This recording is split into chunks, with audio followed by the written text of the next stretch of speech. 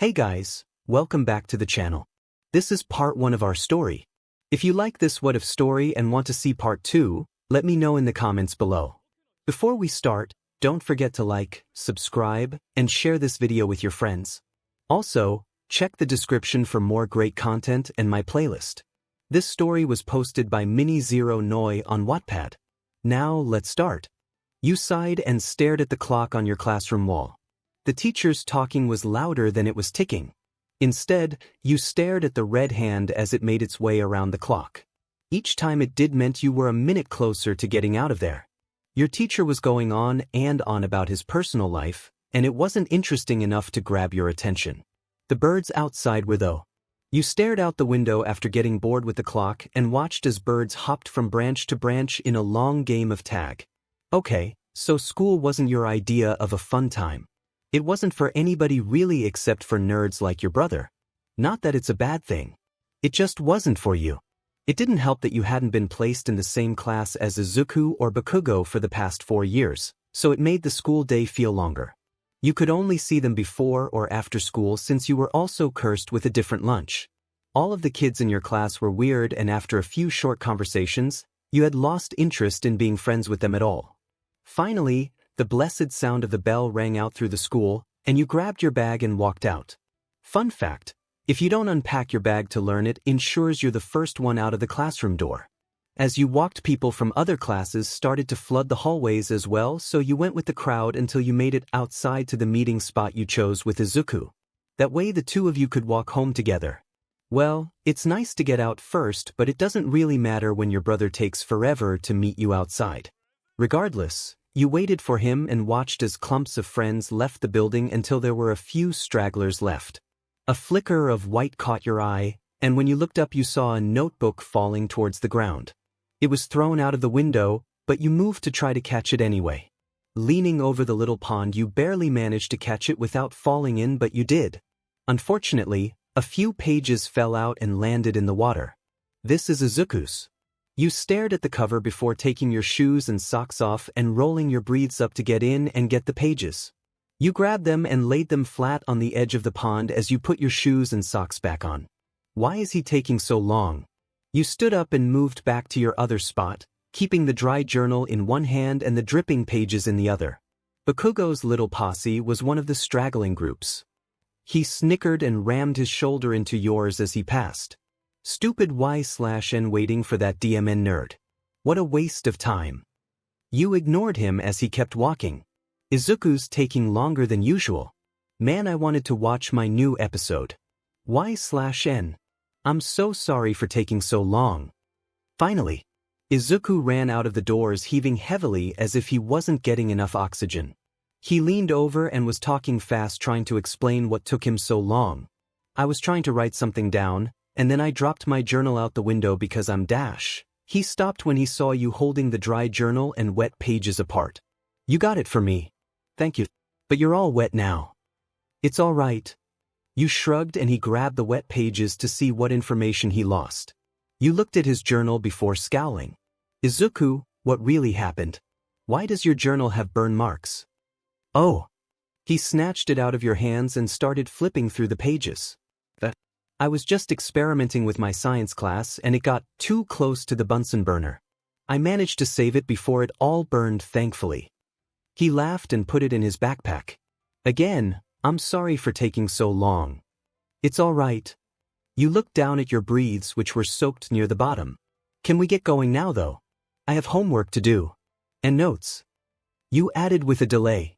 He gave you a side glance and sighed. You didn't pay attention in class again. I'm sorry I tried, but it was so boring.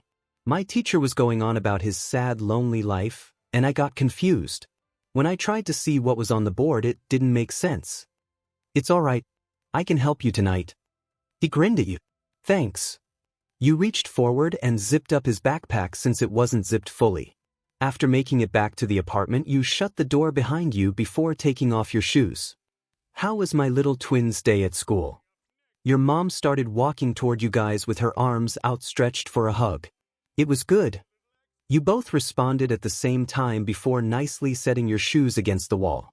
Well, that's good to hear. Do you have a lot of homework?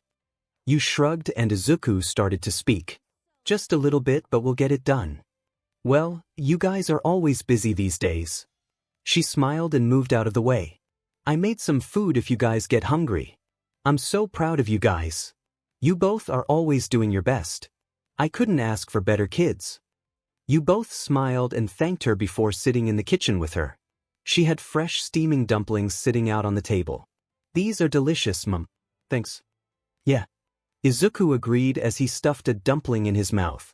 The flavor of the dumplings popped into your mouth. You wished you could cook like your mom, but it would never taste the same. If you made it then, it would be missing the motherly love ingredient. After eating for a bit, Izuku finally stood up. We should probably go work on our homework. Thank you, Mom. Love you. You ate one more dumpling before thanking your mom and following him. He sat in his chair and rolled back before scooting toward his desk. You sat on his bed and set out your notebook. Can I see? You handed him your notebook and he twisted in the chair as he flipped through before pushing back. You didn't take a single page of notes. No. He sighed. Look, I'm sorry, Izuku. It's okay. You know you can do fun things you enjoy sooner if you do your work, right? He crossed his arms and gave you a warm smile even though you knew he had to be a little disappointed. Like your video games and drawing. Yeah. You leaned back and flopped on the mattress. I'll try harder. I promise. You sat back up and looked at him. Thank you for helping me. He looked up at you from the paper and gave you the same smile. His smile was contagious, and despite the two of you being twins, you always felt like he shone more. His smile was a reminder that everything was okay. Of course, I'll always be here to help you when you need it. 𝐬𝐿. Unlike your brother, you weren't gifted with academic talent. Despite your many differences, you two were always close, and it was always going to stay like that. Since you were both kids, you've wanted to become heroes just like All Might. He was the best after all. There was just a small issue. And it was the fact you both were quirkless. By how? No idea. Both of your parents had quirks, but the doctor said it was because you both had a double-jointed pinky toe or something. You'll never forget the doctor. He sounded excited to crush two kids' dreams, and that was the most distant you've ever felt from Izuku. Before the life-shattering news, you two would play heroes and rescue your mom from villains in your imagination. It was the best. And as Izuku was explaining school, your childhood was all you could think of. Hopping from pillow to dodge the evil stuffed animal attack and saving your mom from being a hostage. After you both found out you were quirkless, the game stopped. You eventually found other ways to entertain yourself. In reality, it was a distraction from the misfortune. Nobody without a quirk could be a hero. At least that's what society claimed. You started drawing and playing video games on your own to entertain yourself. At the start your drawings were scribbles, but as you practiced you got better. Every drawing was based on the same person. All Might. Izuku took the news hard and kept it relevant for every day after. He'd watch the same All Might video on a loop and cry constantly. You got used to the sound of him sobbing, followed by your mom going into his room after and crying as well. She would apologize to him for how things turned out. It wasn't her fault though, and you both knew it. It was just unfortunate. Being quirkless made you both a huge minority in modern-day society. Eventually, you started pulling up videos of All Might as you drew, and you found yourself watching the same one Izuku was obsessed with. He saved so many people. I want to be just like him. Me and Izuku, but we don't have quirks like him. You were just a kid, but comments you've heard your entire life plagued your mind and the possibilities. I thought they said anyone could be a hero. One day Izuku finally talked to you first. Want to still be heroes? He asked as he wore his All Might onesie. It was the first time the two of you played heroes in almost a year, but it was different. Your mom seemed the most sad, and it was like the two of you had to cheer her up. Why was she upset though?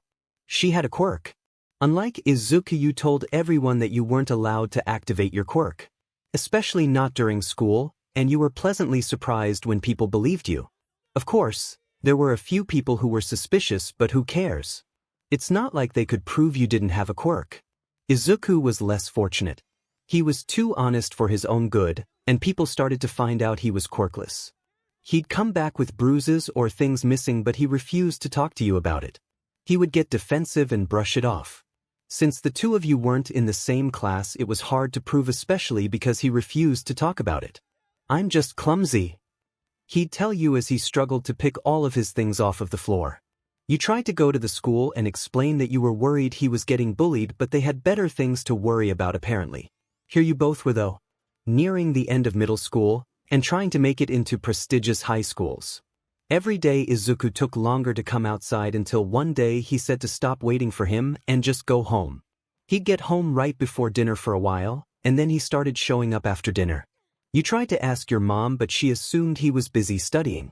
You started to barely see him, and he was now getting home so late he'd shower and fall asleep on his bed in his towel. You tried to focus on school like you promised him, but your brain couldn't grasp the concepts, and you didn't want to bother him for help. He seems so tired nowadays. Your grades started to drop again despite your efforts, and seeing the grade lower by a letter with each assignment made you not want to do your work more. After school one day you walked in and greeted your mom before sitting at the table and doing your work as she cooked so that she wasn't alone. Are you understanding your work, sweetie? She asked and you nodded. I'll be right back. She smiled and headed into her room. You were staring at your paper trying to make sense of trigonometry when you heard the door handle jiggle, and when you looked over Izuku walked in all sweaty. Hey, you're home. You couldn't help but let a smile pass over your face, but he didn't return it. I was wondering if... You trailed off as you watched him completely ignore you and walk to his room without even saying hi back. After a few minutes, you knocked before peering into the small crack in his door. He was passed out, and so you grabbed his bag before going back to the table. 𝐻/N, what are you doing, sweetie? You looked up to see your mom coming back out of her room. I don't know. He's been so tired, I wanted to make sure his work was done. Maybe I could help him if it wasn't. He came home and went right to sleep without even saying hi back, so... You grabbed some folders out of his bag before looking through the pages. Why don't you ask someone else for help with school? Your mom asked as she returned to cooking. There's plenty of videos online to help you too. You shrugged before seeing he had everything done already. His problems were filled out so nicely. It's normal to be worried about him. You two are going through a lot of changes at this age. Why don't you just ask? If he's going to tell anyone, I'm sure it'll be you. Maybe. You sat there and tapped your pen for a while before writing down random numbers to see if you had guessed right. You compared it to Izuku's and they were nowhere near the right answer, so you just erased them and wrote down the right ones before putting his papers back in his binder and your papers in yours. I don't want to bother him. The next day of school was the last to turn in your application for the school you've been dreaming of. UA High School. It was a hard school to get into, but it was the best of the best. You stared at the clock waiting for the announcement to play from the speaker next to it. When it crackled to life, you stood up to head to the office to turn them in. You looked forward and saw Bakugo down the hallway, so you subtly ran to catch up to him. He held his fist out knowing you were there, and you tapped yours against his. You know there's no way for you to get into UA without using your quirk. You're going to have to show me eventually, dumbass. He scoffed as you both made it down the hallway. Well, I guess you'll just have to wait until then to see, won't you? You grinned and held your bag tighter as you walked. This was it. Your chance to get into UA. Hey guys, wait up. Izuku yelled from behind and you slowed down.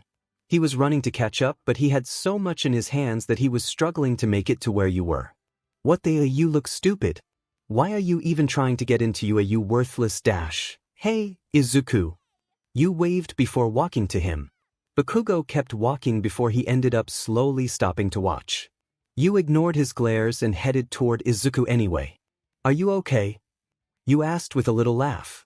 He nodded, which threw everything in his arms out of balance, and they started dropping one by one again. He was struggling to hold onto a few notebooks tucked into the crooks of his arms at awkward angles, and they had pages falling out of them. Not to mention his backpack was hanging off of his arms and he was trying to keep his pencil in his mouth. Here. You grabbed a few notebooks from him before stacking the things that fell on the ground. Why didn't you put all of this in your bag? I didn't have time before 𝐀𝐮𝐭𝐡𝐨𝐫 walked off to meet you, and I forgot to text. He took a deep breath. Thank you. Of course.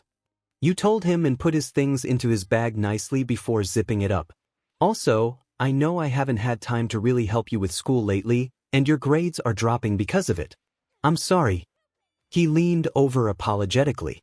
I promise I'll try to make more time and help. It's okay, Izuku. I mean it.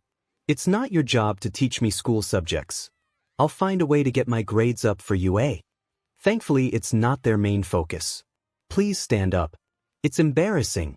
You said the last part quietly with a glance around. It was just the three of you out there, but he stood up regardless. Yeah, but you try to ask me for help, and I feel bad so dash. Bakugo was glaring at you guys and cleared his throat. Let's go. You waved him off before walking with Izuku. Bakugo had to bite his pride and walk with Izuku or walk on his own. The three of you ended up turning in your forms and ended up walking home. You stood in the middle to try to act as a median, but it didn't work. I have to go. Izuku suddenly said and pointed in a random direction before walking that way. I'll be home for dinner 𝐬𝐿. Don't worry. You grabbed his backpack strap, dragging it off his shoulder as he ran toward the beach. You watched for a second before sighing and walking straight down the street again. His backpack was heavier than yours, and you didn't mind carrying it, but he never walked with you anymore. That's what was bothering you. What was that all about? Bakugo scoffed. Is Deku doing something pointless again? There's no way he's getting into UA without a DMN quirk. Deku? You asked, raising an eyebrow. Why do you call him that? He didn't answer and ignored you as if you had never talked. Whatever. He's been coming home later and later every night. Honestly, I don't know what he's doing. It's been going on for a while now. You picked up the pace a little bit. Why won't Izuku talk to me? What was going on? Bakugo and you kept walking in silence. The only noises were the ones in the city and the footsteps from feet hitting the sidewalk. What he was saying earlier. Are your grades dropping?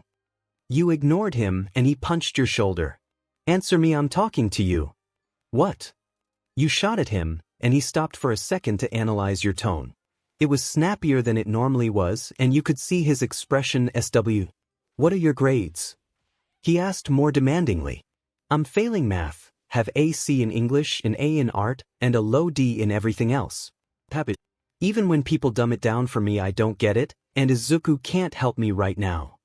You spoke quickly and fast, just wanting to get home as soon as possible because you knew he was about to lecture or yell at you. Even if I sit and study for hours, it doesn't help. I don't have the motivation for that stuff. He didn't say anything at first, and you quickly turned to the entrance of the apartment building. Want me to tutor your dumbass? How are you ever going to get into UA with grades like that? He crossed his arms and glared at you.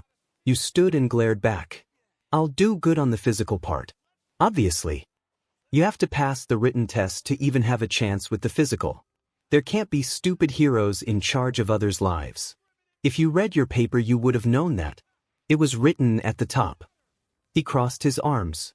You're seriously expecting to get into UA with grades like that? I'm going to try my luck, yes. You turned towards the door leading into your building. Thanks for walking with me. He rolled his eyes. You hate walking alone. It's not a big deal, don't bring it up. Did you want me to tutor you or not? It finally processed in your head that he said something helpful for once. You're serious? You'll tutor me? Yeah, but you'll have some conditions. So sassy. No falling asleep or zoning out in class. You're going to complete your notes in class. I'm not wasting my time on that SHT, and you're not copying mine. You're not messing with me right now. You wanted to hear it. He needed to confirm. How else are we both going to get into UA? The corners of his mouth slightly upturned as you smiled at him. We'll start tomorrow. I'll only hold my part of the deal if you do yours. Thank you. You smiled and waved before entering the building. When you got to your floor, you waved bye as a signal you were safe and he could walk home. Bye. You yelled at him before going inside. You started to go to Bakugo's every day for tutoring. However, the willingness to go soon changed to him making you, grabbing your backpack and dragging you if he had to. You're going to get your DMN grades up. You're never going to get into UA with shitty grades like that. He would either yell or mumble something like that almost every day. He didn't even let you relax on weekends, and you started to regret willingly accepting his offer to tutor you for free. Your only hope every time you went to get tutored was that Mitsuki would be there. Every time she was there, she would make you snacks. You even started to swear that it was the only thing keeping you sane from Bakugo hitting you on the head with a newspaper when you couldn't remember something. You started to get headaches the first couple weeks, which turned into months because of that stupid newspaper. It started to fade over time when your grades actually started to rise, and you didn't get abused by it anymore. It was only because you started to actually remember and learning things. Idiot, he's lucky I had enough control to not catch it or something. You thought almost every day that you walked home. You were walking home from Bakugo's with Izuku one night when you reminded yourself of an incident. The memory always hurt your head and you overthought a lot whenever it played back in your mind, so vividly and clearly. The thought that you could have lost your best friend and brother the same day and time haunted you and took control of your thoughts. As you walked, it was almost like you were on autopilot. It happened about a day before Izuku started to not be able to help you anymore, right before he started disappearing and coming home late. You remembered Izuku running off on his own after school and Bakugo leaving with his minions, which left you to walk alone. You decided to take the longer route since the boys weren't with you, so you could listen to music longer without being pestered by everyone else. When you got home, your mom wasn't there to greet you as usual. You shut the door behind you and took off your shoes before walking further into the room. "Mom." You called out, but there wasn't an answer. You looked into the living room where your mom was just sitting on the couch sniffling.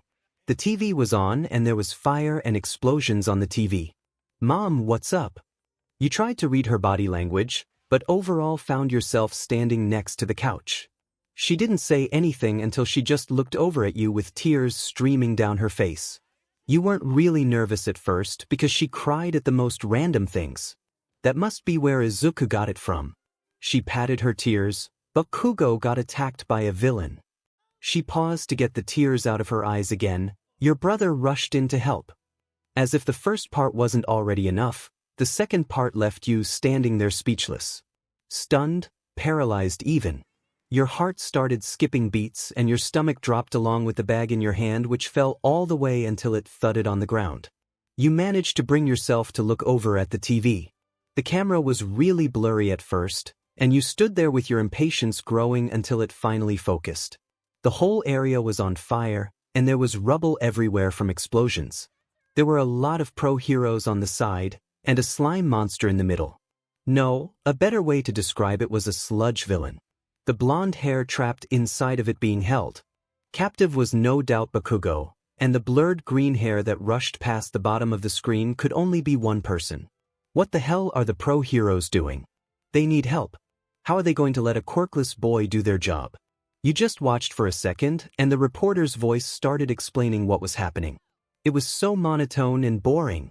He made it sound like nothing bad was happening and it was a normal occurrence. Eventually, All Might had to come and finish the job. You didn't see it happen though, because you already darted back towards the door and started sprinting to the scene. It was quite the runaway, and you didn't stop once.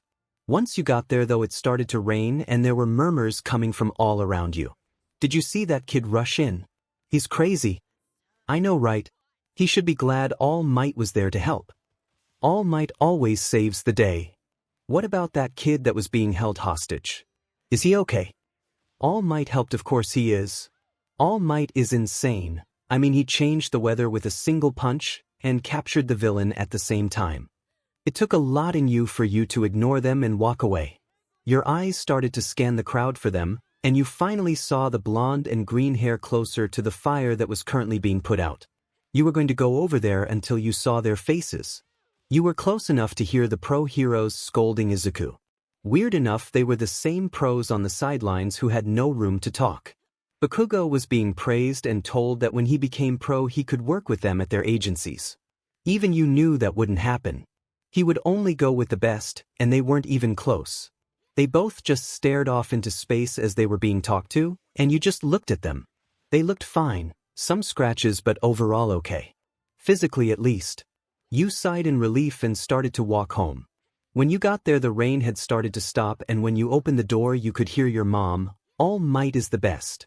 She had both of her arms raised up in the air and looked over towards you. "Where's Izuku?" "He got held up with some pros. He should be coming back at least in a few hours." She looked at you with her bottom lip quivering. "He's okay. You can breathe."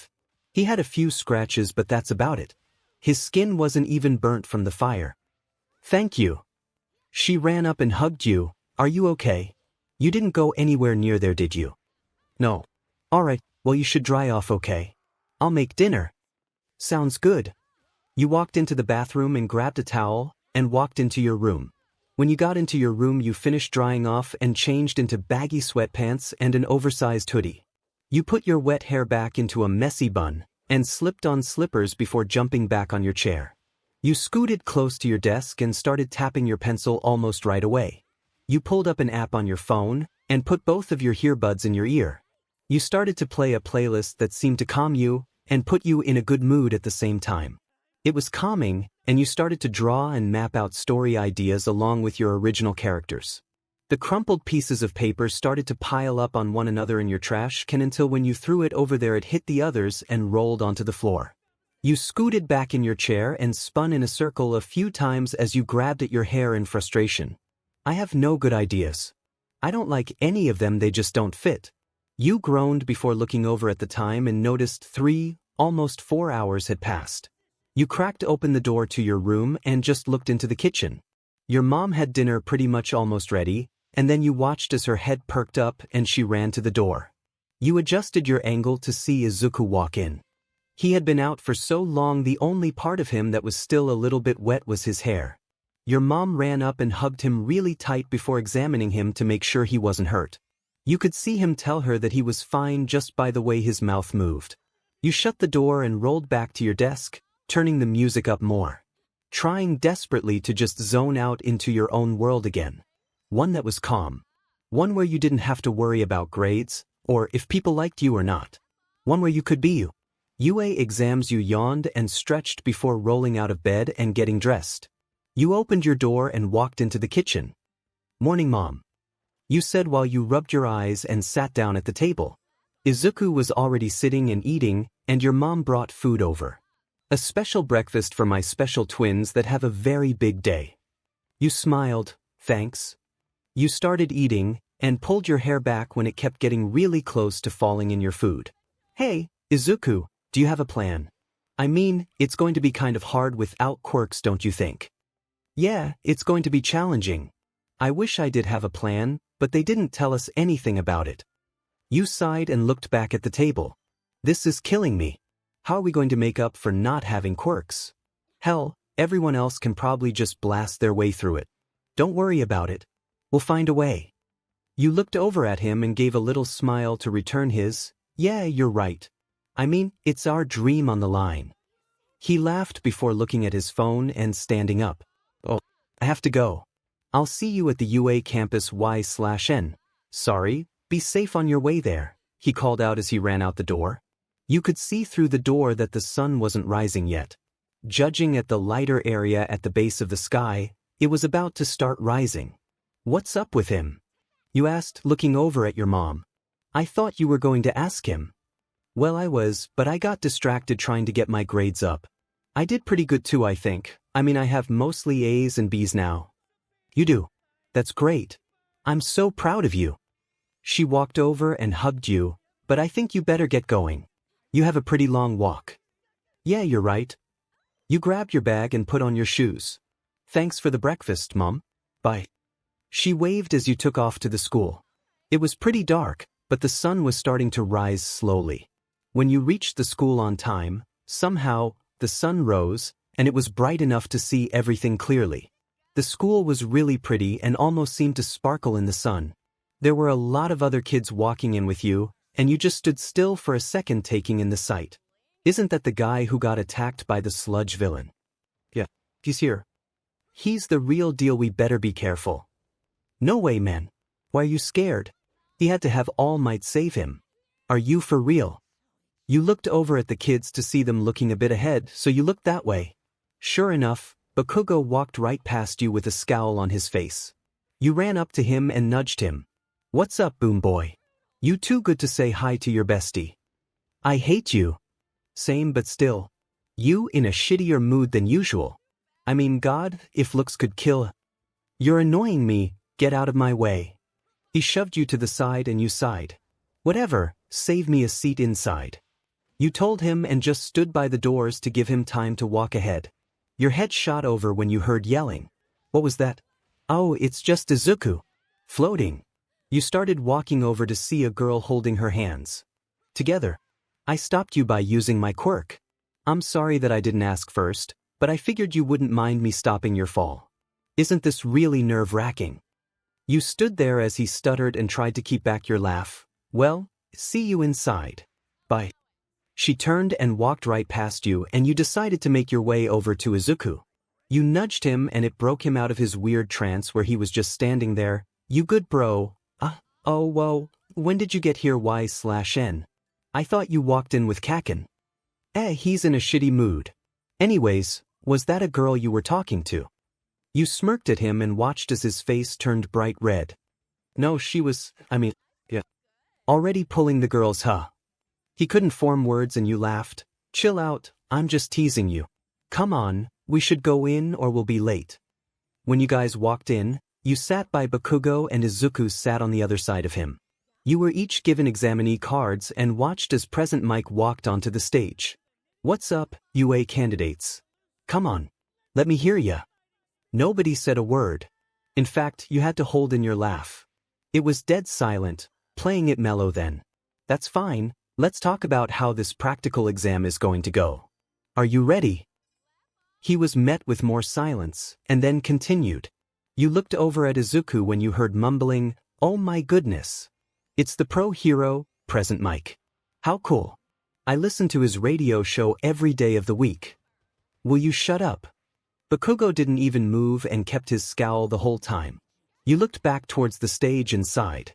You guys will be doing mock battles. After I drop a like, you'll be heading to your specified battle stations. He was met with more silence and people started to talk with their friends around them. I see. They're splitting us up so we can't work with any of our friends, Bakugo grumbled as he looked at his card. You picked up yours and looked at it. Yeah, our examinee numbers are one after another, but our battle stations are different. You looked past Bakugo and saw that Izuku's was B. You looked over at Bakugo's the same time as Izuku and his was I. Get your eyes off of my card. He glared over at Izuku and you started looking at your own card again. Your battle station was G. Based off of the picture President Mike showed, you were going to be on the totally other side from them. He mumbled something else, but you didn't care to listen. Okay. Let's look at your targets. There are 3 types of villains in every battle center. You earn points on their difficulty. Your goal is to use your quirk to raise your score. Make sure you're keeping things heroic. Attacking other examinees is a huge hero no-no. Excuse me, sir. I have a question. A spotlight turned on and pointed towards a guy who had his hands stuck straight up, standing. One glance and you could tell he was the kid who followed rules all the time and you couldn't help but roll your eyes as you prepared for a speech. On the printout, there are 4 villains listed, not 3. With respect, if this is an error on UA, it is extremely shameful. As students wanting to be a part of the most prestigious school, it is unacceptable. And you? He looked back and pointed towards Izuku. You with the unkempt hair. You've been muttering this whole time. Stop it. If you can't take this seriously, then leave.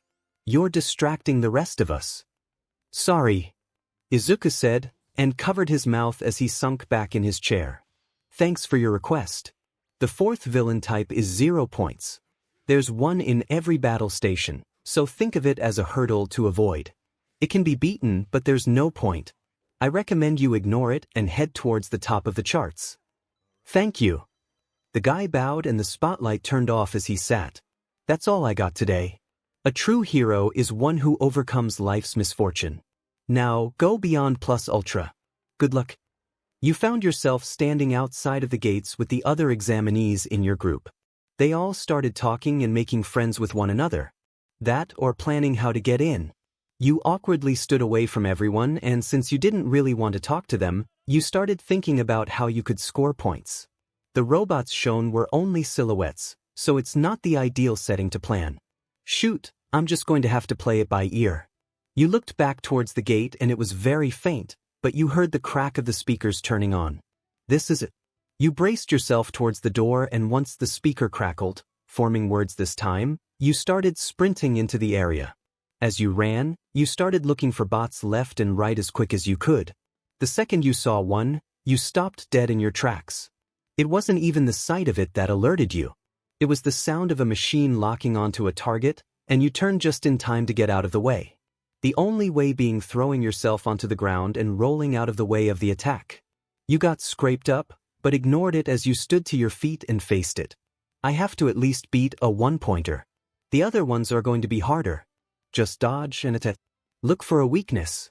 It started to move towards you again and you prepared to dodge, but you watched as it seemed to play in slow motion. You pivoted out of the way and grabbed onto the arm without thinking. It felt as if time resumed, and the robot was swinging its arms around. The moves were all so unpredictable and jagged, so you started to cling to it tighter and move towards the base of it. You managed to brace yourself, but one out-of-the-way movement almost flung you off. Your fingers reached for something, anything to hold onto, and locked onto some sort of hatch. With the movement, though, it popped open, and you looked at the wires inside of it. A weak spot. Without wasting any more time, you reached with your left hand and gripped onto the wires, and with one burst of energy you ripped them out. The bot went haywire and started to pop and sizzle because of the broken current of energy.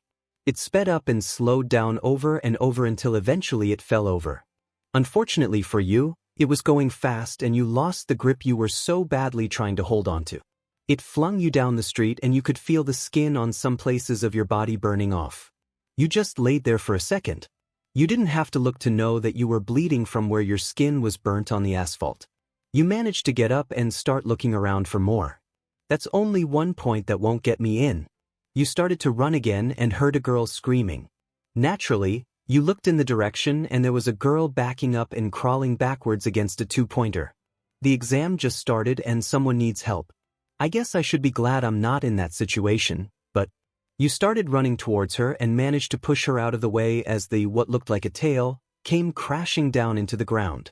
The ground cracked and you started to breath more heavily.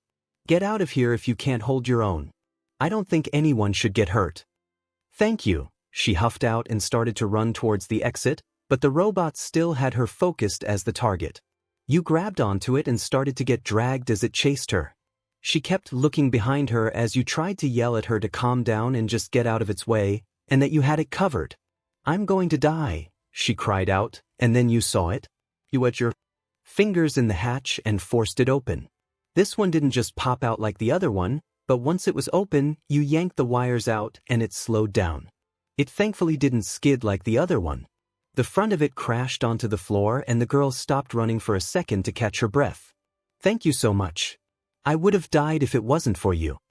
It's no problem, but you should seriously get out of here if you don't feel up to it anymore. I will. Thank you so much again. She stood there for a second before she started running toward the gates and you turned back. I need more points, 3 isn't enough. I'm running out of time too, I need to go faster. Once I rip the wires out of one I need to jump off as soon as possible to find more. That's what you did. You turned towards the robots and thankfully the weak spots were all in the same spot. You started to rank up points quickly and you knew that the time was almost up. 42 points, you huffed out and leaned over to catch your breath. I hope that's enough because time is most likely almost out. That's it. Time's up, came from the speakers. You fell onto your knees and tried to get your breathing to a normal pace. Everyone around you was breathing heavily too.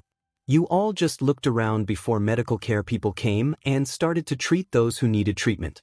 Hey, you look rough. Are you okay? You thought the guy was talking to someone else. The girl with the fluffy green hair. You looked over. Yay. He kept walking over to you with a bag crossed over his body. Are you okay? Yeah, I'm fine. Got thrown around a little bit. Let me help you. What hurts? If you tell me what happened really quick, I can treat you accordingly and be on my way to help others. We're trying to help people who are the most injured first. I'm not that injured, but I just have burns from the asphalt from momentum. Alright, do you have any medical allergies? Not that I know of. He smiled and nodded as he grabbed an ointment and some bandages from his bag. He got a cotton ball wet with some kind of disinfectant and wiped the burns before putting on the ointment and wrapping them in bandages. There you go. Is there anything else that needs treated? No, thanks though. Of course. You can head home now. There's going to be the trucks that brought you here to take you back to campus. From there you can go home. Be safe. He said as he walked off to help others. You got into the truck with some of the other kids. When you got to the campus, they told you it would be a couple of weeks before the results were out. You walked home, and when you got there, Izuku was already home. Probably because you took the long way to listen to music again, but your mom had dinner already made. How did the exams go? She asked right as you walked in and straightened your shoes by the door. Izuku looked down. Apparently, she was waiting until you both got home. He didn't look happy, so you spoke up. I got 42 points. You got a huge smile on your face and your mom smiled. You sat down next to Izuku and he looked at you with wide eyes and his mouth hanging open. What? You don't have a quirk. Yeah, and you don't have one either. You took a bite of your food and continued talking. How many points did you get? He looked down at his food and got a weird look on his face. 0. You dropped your utensils and just looked at him. His face changed from regret and disbelief to trying to hold back tears, and his voice got shaky. I got 0. The chances of me getting in is pretty much none at this point. The only hope I have is getting in through the written exam. You didn't know what to say. Comforting him would probably just make it worse, so you continued eating and then went into your room. He was really down the next couple of weeks and you tried to ignore it. It was hard. When you would walk into the house, most days he would just be sitting on the couch lifting weights endlessly. You checked the mail every day. As it neared to when they said the results would be in, your mom started to check it before you got to it. One day you were relaxing at the table, drawing there for once. You couldn't help but hear your mom come in, slamming the doors clearly in a rush. She was out of breath and you took out an earbud and peered at her. They came. 𝐻/and Izuku. They came. They're here. A letter. You put your phone in your pocket and stood up as Izuku came out of his room. Here, this one's for you Izuku and this one's for you 𝐻/n. She handed you guys your envelopes and there was clearly something in it that wasn't paper. It was in both yours and Izuku's. You knew because of how lopsided they were when you guys held them. I'll go watch mine by myself, Izuku said first and walked into his room. I'll go watch mine then too, you said and walked into your room too. Your mom stood in the kitchen, waiting for you guys to come out. You had no doubt that she was probably pressed up against one of your doors. You sat in your chair and spun in a few circles before tossing the envelope on the desk. What if 42 points wasn't enough? What if I don't make it in because my written part scored too low? This is my future. What am I going to do if I don't get in? Even more, what am I going to do if I go get in? What if Izuku doesn't get in? We're in this together. You took a deep breath and opened the envelope to have a letter and a disc thing fall out of it. It sparked some light and a hologram lit up. You were so startled, you fell backwards on your chair and quickly got back up and sat in it again when a voice started coming from it. Hello, young Midoriya. I'm here. I'm sure you are surprised that I am here since this is from UA, but you are looking at the newest faculty member. Moving on, you passed the written test. You scored on the lower side, but you still passed. You got 42 combat points on the practical exam. However, there were other factors as well. You also earned 12 rescue points. Not only did you save that one girl once from being crushed, but also took down the robot as it was chasing her. There is nothing more noble a hero can do than saving people. Actions inspire others and give them hope. We could never reject someone who is willing to go out of their way to save someone else. There were judges who watched and awarded points based on the way you rescued people. I am sure you are worried about your brother, young Izuku Midoriya. You have no reason to worry. You both passed. Welcome into the hero course, 𝐻/n Midoriya. The hologram flickered before retreating back into the disc and you pushed back from your desk. You wanted to cry out of pure joy, but you couldn't. You were in so much shock, and when you opened the door, your brother and your mom were hugging and crying. I did it. I can be a hero. I made it in, Izuku cried out in between sobs. You made it in. All Might said it on my clip. I'm so proud of you guys. She started uncontrollably crying and held out her arms for you to join their sopping, wet hug. You hesitated but joined. I love you guys so much. This calls for a special dessert since we already had dinner. What do you guys say? Can we have mochi? You asked with your head poking up because food was involved and you laughed and wiped Izuku and your mom's tears off of your face. Of course. Izuku, do you want some as well? Yeah, sure. Your mom pulled away from the hug and wiped her tears. You looked at Izuku and he hugged you. Nothing was there except pure joy. We're both going to become heroes. He started laughing and you joined. Yeah. You responded and hugged him back. We did it. You sniffled and looked forward with a bit of relief. Your guys' dreams were coming true. It was all you asked for your whole life and here it was, finally becoming a reality. How could someone like me make it? How could I be fortunate enough to have a chance to work for my dream? To be this happy? It feels like a trap.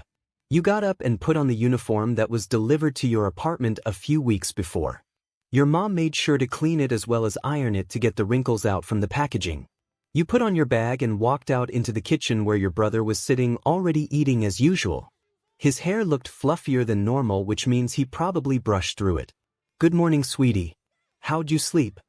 You looked at your mom who greeted you with a warm smile and breakfast. Pretty good, how about you? You asked as you took the food from her and sat down by Izuku. Good. Are you guys ready for school? You both replied with some form of nodding. That's good. I do have to say though, for going to such a nice school, don't you think your shoe choices are rather interesting? I mean, we could have gotten you 2 better shoes. You looked over at your old pair of tennis shoes sitting neatly at the door with the laces falling over and bringing down the fabric of the shoe. They were black, underneath the piles of grime and dirt built upon them through the years. Not to mention the holes forming, and the ones that were already formed. They fit perfectly though and did the job. Why would you need new ones? Plus, Izuku has the red shoes he's had for a while. I like my shoes. Thanks though. You told her and put the plate in the sink before walking over and putting them on. Ready, Izuku? Yep.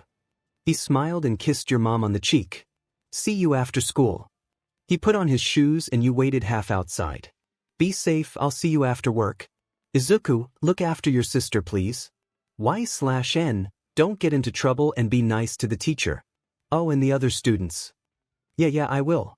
See ya. Izuku shut the door, and the two of you started to walk to UA. The second it came into view, he started to run towards it, and you started to run too. It felt fake as you got closer, and you even got to use your student cards to bypass the security that turned on in the case of an intruder. The tall building stood there, and there was so much space. You started to look around, and before you knew it, Izuku was out of sight. Shoot. You curled your hands and started tapping them at the side of your skirt and look around.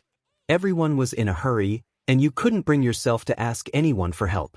Class 1A, Class 1A. You kept repeating it in your head so you didn't forget. The bells rang through the entire school, and you found yourself standing alone in the courtyard. Great, this is just great. You put in your headphones and prepared to be looking around for a while. You started to ignore your surroundings and bob your head to the music as you started walking up and down hallways and stairs of the different buildings. You eventually found yourself looking at the Class 1B door. Was it 1B or 1A? You couldn't remember now, so you cracked the door open and peered in.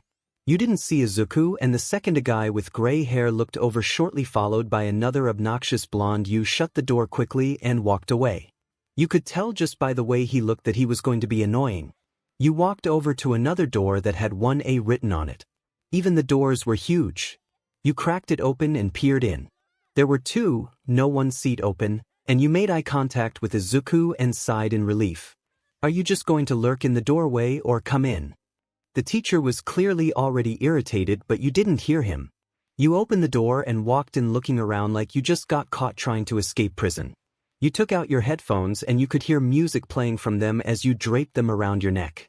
What are you doing? Coming to class. You're late. Only rookies and students who aren't serious about their work are late. You're expelled. I got lost, sorry. Who are you? The teacher. I'm 𝐀𝐮𝐿, call me Mr. Izawa. You're Izuku Midoriya. He glared at you. That, or he had a major case of dry eye that got worse all of the sudden. 𝐻/N Midoriya. Close though, Mr. Teacher, sir. Incompetent. I'll be sending your expulsion papers home today. You should be thinking of a different future career path. I was here on time. I just got lost. Get out of my classroom. The gate to leave is where you came from. Good to know, so I can go home after my school day. That's my seat, I presume. You pointed to the empty seat behind a yellow-haired guy. You have my apologies, Mr. Izawa, but I came here to become a hero. I don't really plan on giving that up, especially for something as stupid as getting lost. I mean, nobody was around to ask, and there's no maps anywhere in this place. If there was, I must be dumb since I looked everywhere that I walked. I even checked online. Do you know how hard it is to try to find stuff like that? Sit down. This is your only chance. He marked something on the clipboard on his stand before he continued. It was probably that one day of class rules that every teacher speaks for the first week of school. You started to look around you and took note of the people.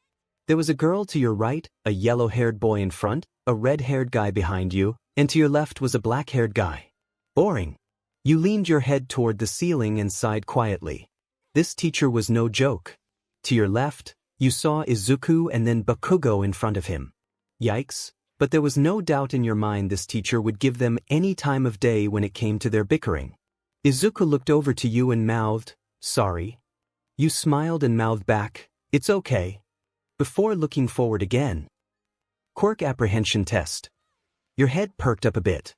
You didn't have a quirk, but it would surely make things more interesting. If you were listening and here on time, you should know that we are doing this after your normal core classes. The teacher looked over towards you. You will be going through a normal day of school and meet your other teachers. Some other pro heroes came in, and Izuku was excited. You didn't even have to look to know because you could hear him practically bouncing out of his seat in joy. You thought because this was a hero school that it would be more interesting, but school was school. You found yourself drifting off into your own world and starting at the ceiling. Yeah, the ceiling was higher than the one in middle school, but this school was huge. You were zoning off and just looking aimlessly at the ceiling when something hit your head and fell to your side. You looked to your side to see a pen laying down on the floor. You started looking around until you saw Bakugo looking directly at you. He pointed his pencil at you, and then towards the board. You held the pen up and gestured it towards him with a, "What the hell, why did you do that?" face. He looked towards the board again and you took out your notebook. Present Mike had his back turned towards the board, and you wrote down 2 notes before dropping the pen in the book. You rubbed your hands on your face before grabbing the pen and throwing it back at him. You shut the book and put it back in your bag before he had time to react and just continued looking at the ceiling. Of course it would be harder to slack off. Bakugo was actually in your class now. Mr. Izawa woke up from his nap on the floor, and Present Mike left. We're going to go do quirk apprehension tests. I will be testing your current physical level. I'll explain more when we go outside. Go to the locker rooms and change. Meet me outside. He tapped papers on the stand. Dismissed. Go. Get changed, there's no time to waste. You stood up and grabbed your bag when Izuku walked up to you. Hey, 𝐻𝐿. Did you get the notes? You didn't, did you? It's okay. Do you want to look at mine when we get home? I have time today to help you. That would be great. Thank you. Of course, he smiled, and you couldn't help but look behind and stick your tongue out at Bakugo before flipping him off behind your back. 𝐻𝐿, stay after class. I need to speak with you. You looked up at Mr. Izawa and just sighed before sitting back in someone's seat near the front, waiting for everyone to clear out. Izuku sat next to you and decided to wait for you. Once everyone was gone, Mr. Izawa walked over to you, pinching the bridge of his nose between his fingers, and sighed. Where do I even begin with you? Sorry, sir. I didn't mean to be late and stuff. I just figured it wasn't a big deal. You shrugged. After all, it is the first day and typically it's just going over the rules and stuff. That already passed. You're lucky you're not getting punished further for disrespect. I'll let you off with a warning since it's the first day of school. That's not what I wanted to talk to you about though. You still haven't filled out your quirk registration forms or your costume forms. We need to start sending the requests for the designs in so the costumes can be made. Modifications come later. Before you continue, we are going to fill out your quirk registration here. I'm not meaning to be rude, sir, But I don't think now is the best time. He shuffled through papers before grabbing one along with a pen and setting the paper on the table. What's your quirk? If you choose not to cooperate, I'll just expel you right here. No more warnings. You sighed and looked around to make sure everyone left besides the three of you. Izuku was smiling with reassurance. I don't have a quirk, sir. I'm quirkless. He clicked the pen and started to jot down a few things. Alright, the rest doesn't need to be filled out, for example the details, since you don't have one. That was simple enough, I'm sure. Yes, sir. You looked down at the ground. It's not bad. Don't be dramatic. I'm just surprised you managed to pass and even rank 11th without getting hurt. The same couldn't be said for your brother though. He looked over at Izuku, whose posture immediately got straighter and tense. For a girl without a quirk, you seem promising. Don't get cocky though. You better bring that costume paper by tomorrow or you're expelled. Understand? You should have had those in a few days after you found out you got into this school. You nodded. Thank you, sir. You went to walk out, but he stopped you and handed you the costume paper. You laughed nervously. Thanks. This teacher was different. It's like he already knew the things you would pull. You lost the costume paper, so the fact he knew you needed one caught you off guard. You walked out with Izuku and he nervously asked, why don't you ever want people to know that you're quirkless? I don't think you've told anyone, have you?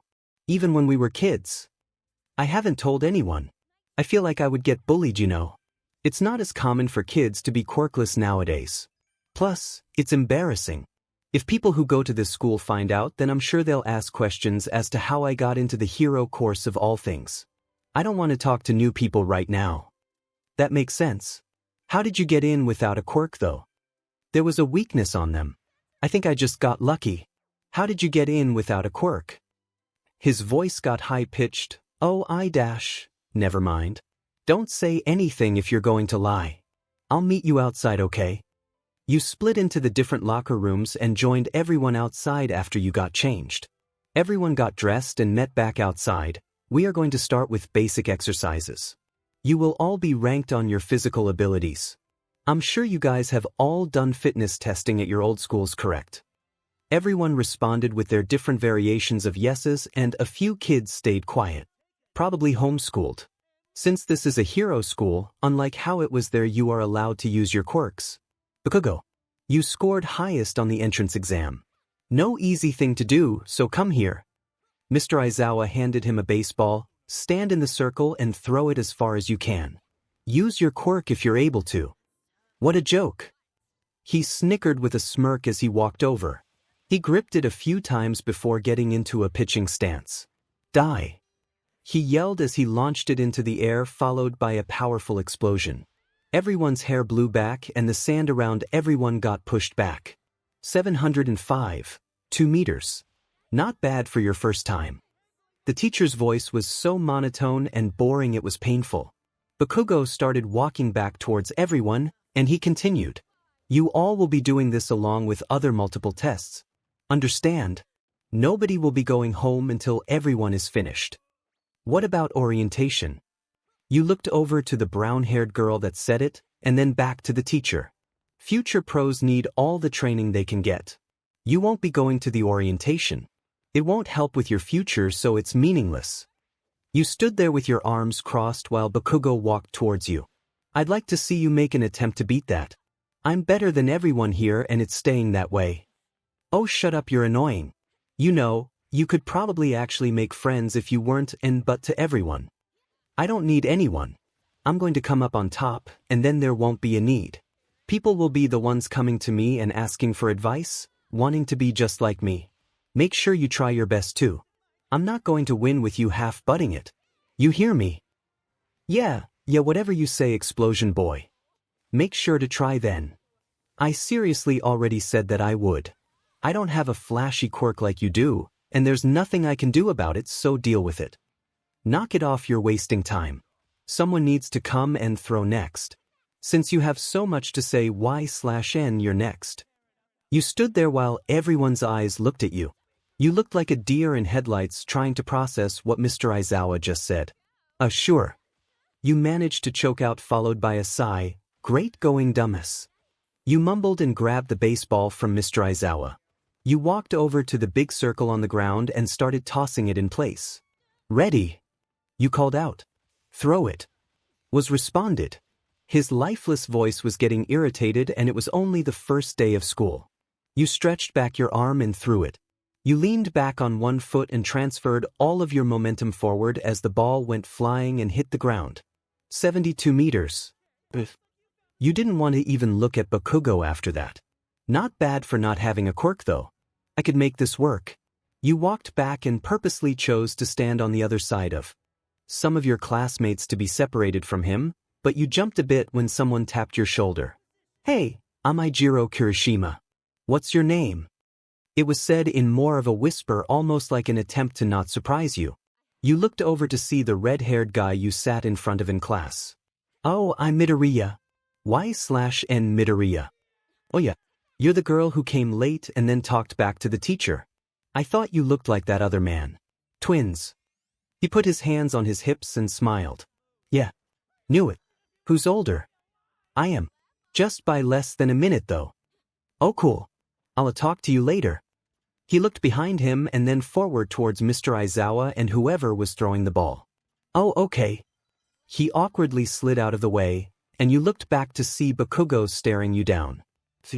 You chose to ignore him and look back towards the field where Izuku was getting ready to throw the baseball. He had a good start. He took the same approach you did, but you just watched as the ball landed flat in front of him, giving him maybe 4 meters, and that was being generous. You just stood there baffled. That's all he could pull off. Mr. Izawa started to say something, and you heard Bakugo responding to someone, probably telling him to beat it. Only the best of the best go here. There's no way a quirkless loser like Deku could ever do it. You looked over to see him talking to a tall guy with blue hair. You managed to bring yourself to ignore it and look back forward. He grabbed another ball and was walking back over to the circle.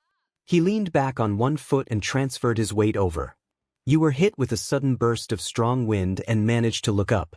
There was dust coming from all around Izuku, and the ball was nowhere in sight. 705, 3 meters. That's the best we've gotten so far. What the hell? How'd he do that? Your thoughts got interrupted by Bakugo running towards Deku, screaming in what you think was anger. It was hard to tell since he pretty much screams and yells all the time. Bakugo was stopped with Mr. Izawa's scarf, and you just stood there as Izuku quickly passed him and headed to the sidelines. Of course, Bakugo was glaring at him the entire time, but it was normal at this point. Hey, how did you dash? You stopped talking when he walked right past you, and over to that brown-haired girl from earlier. Cool, all right. You couldn't help but mumble it to yourself after her just ignored you. Does that DMN nerd actually have a quirk? The sudden raspy voice at your side startled you for a second before you realized it was Bakugo. Aren't you too busy winning? Why does it matter? Oh yeah, he beat you by 0.1 meters, huh? That must SCK for you. It wasn't hard to not notice his teeth clenching before he managed to get a grip. Hey, answer the question. I'm trying to think, shut up. You groaned and started rubbing your temple. Does Deku actually have a quirk? You looked over to see him talking to that blue-haired kid again. Of course he does. You saw the way he threw that ball. Plus, I don't think anyone without a quirk could have made it through the entrance exam. He moved his arm up and down before fixing his glasses. Bakugo walked back over to you and nudged you. How long has he had that quirk? You just stood there trying to think. I'm talking to you. I don't know, dude, leave me alone. You're his sister. If anyone knows, it should be you. How did you even make it in? Deku's quirkless, and it didn't even cross my mind that you could be quirkless dash. He got cut off by your hand hitting him across the face. Everyone got quiet and just looked from where the sound came from. He just stood there for a second. It had been a while since you'd hit him. The slap sunk in before his cheek started to sting and turn red. What was that for? You still didn't answer but turned and started to walk away instead. I'm out of here. You pushed open the doors. You're going to end up losing the friends you have. You rolled your eyes and walked inside, letting the doors shut behind you. 𝐻𝐮𝐸𝐵. You heard just before the doors shut but still ignored it as you started walking down the hallway. the anger echoing with every step you took down the dim, lighted, empty hallway. Please wait, don't go. If you leave, then I'm leaving with you. How are we going to become heroes if we can't get past the first day of school? There's no way that dream is going to become reality. Even you have to be smart enough to know that. In the future, it isn't going to be like the entrance exam.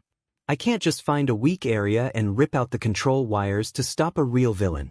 I won't even be able to save people. I don't even know how I passed. It was probably just dumb luck. What about how hard you worked though? You managed to get your grades up so you could have a chance to get into this school, and you're telling me once you're here that you want to give up. Come on, 𝐻𝐵. We can do this. We. You took a deep breath and turned towards him. You're hiding something and it's obvious. How about that? What do you mean? How did you throw that ball so far without a quirk, huh? You managed to beat Bakugo, and that guy barely loses. You can't even deny it because look at your finger. That hurts, doesn't it? It's broken, shattered by the way it's just dangling there. That isn't important right now. He was met with your eye roll and glare. Please just trust me, it'll all make sense soon. Please just stay. Let's go back outside and finish this. He smiled and held out his hand, but you just looked at him. Fine. You ignored his hand and walked past him, pushing back open the doors. You saw Bakugo straying away from the crowd, rubbing his cheek. Even his hand couldn't cover the irritated skin that was turning bright red. He looked over at you, but you just looked away and walked towards the crowd. Mr. Aizawa was already explaining the rest of the tests. The only reason you probably weren't in trouble was that he knew that you weren't as lucky as the other students. Not as blessed, how some other people would say. For the rest of the physical exam, you did great. Good enough to feel confident that you weren't in last place. The person in last was the one going home, and as you continued with the exercises you didn't feel as agitated anymore. Of course, Mr. Aizawa had to end it with the mile run, and you waited at the end for Izuku, who came last. He was breathing heavy and fell onto the ground after seeing you. You okay, bro? You asked and held out your hand to help him up. He just looked at you before taking the offer. Yeah, it was just rough. I don't know if I made the cut. He sighed and leaned over. Well, we'll find out, I guess. Come on. These are the results. Take them into account for how much you need to improve. These are just numbers, but a good way to give you an idea of where you're placed. He clicked on something, and a hologram board popped up. It had everyone's names with their rankings in different colors. 𝐻𝐵, 𝐻𝐵. You kept mumbling to yourself quietly as your name searched the list. Your eyes stopped on your name in 9th place. I did it. You started to look for Izuku's and you froze for a second when it was in the last place. You looked over to him to see him mumbling even more than you were a second ago. I wasn't being serious. The board closed and everyone looked towards Mr. Aizawa. Nobody's getting expelled. That's it for the day. Class dismissed. He had us. All scared. He should have made it more clear. The brown-haired girl whined and you sighed and started to walk over to Izuku to remind him to breathe. You guys didn't notice. I'm sorry, I guess I should have spoken up. I thought it was pretty obvious. It was the girl with dark hair and a high ponytail. She was really pretty but seemed very sophisticated. You stood next to Izuku and lightly hit your shoulder into his. Breathe. You told him and he took a deep breath. You even let Grapehead beat you. It wasn't intentional. He looked down and smiled a little before sighing. Anyways, since class is dismissed, we should probably get ready to go home. I'm sure Mom's waiting for us. Plus, I'm waiting for an explanation on how you threw the ball so far still. Everyone started filing in one by one to get changed back into the school uniform to go home. When you met back with Izuku to walk home, Bakugo shot you a nasty glare before walking in front. Slouched over too, gosh was his posture terrible. When you got home, your mom hoarded you guys with questions about how the first day was. Fine. Good. That was all you two responded with. The typical answers, but at least it wasn't completely bad or anything. You laid down in your bed that night and just stared at the ceiling for a while. Your fist clenched and unclenched rapidly as your thoughts roamed freely. But out of all the things he could have said, he had to say that. You went to bed, still not saying a word to Bakugo, which was pretty unusual since you typically managed to get him to play video games with you. It felt empty though. Kind of like your day wasn't fully completed, but there wasn't anything you could do about it. You sighed and closed your eyes. Tomorrow is sure to be just as hard if not harder. I don't know how I managed to get in, but now that I'm here I should make the best of it. Izuku did have a point there. You felt your eyelids flutter before they finally gave in and shut, and you found yourself slipping into sleep. You started walking to school with Izuku the next day when a thought resurfaced in your mind. Hey Izuku, I forgot to ask you, how did you throw that ball? Your hands gripped around your backpack straps and you sighed. I mean, that was insane for a normal person, don't you think? Plus, it broke your finger afterward.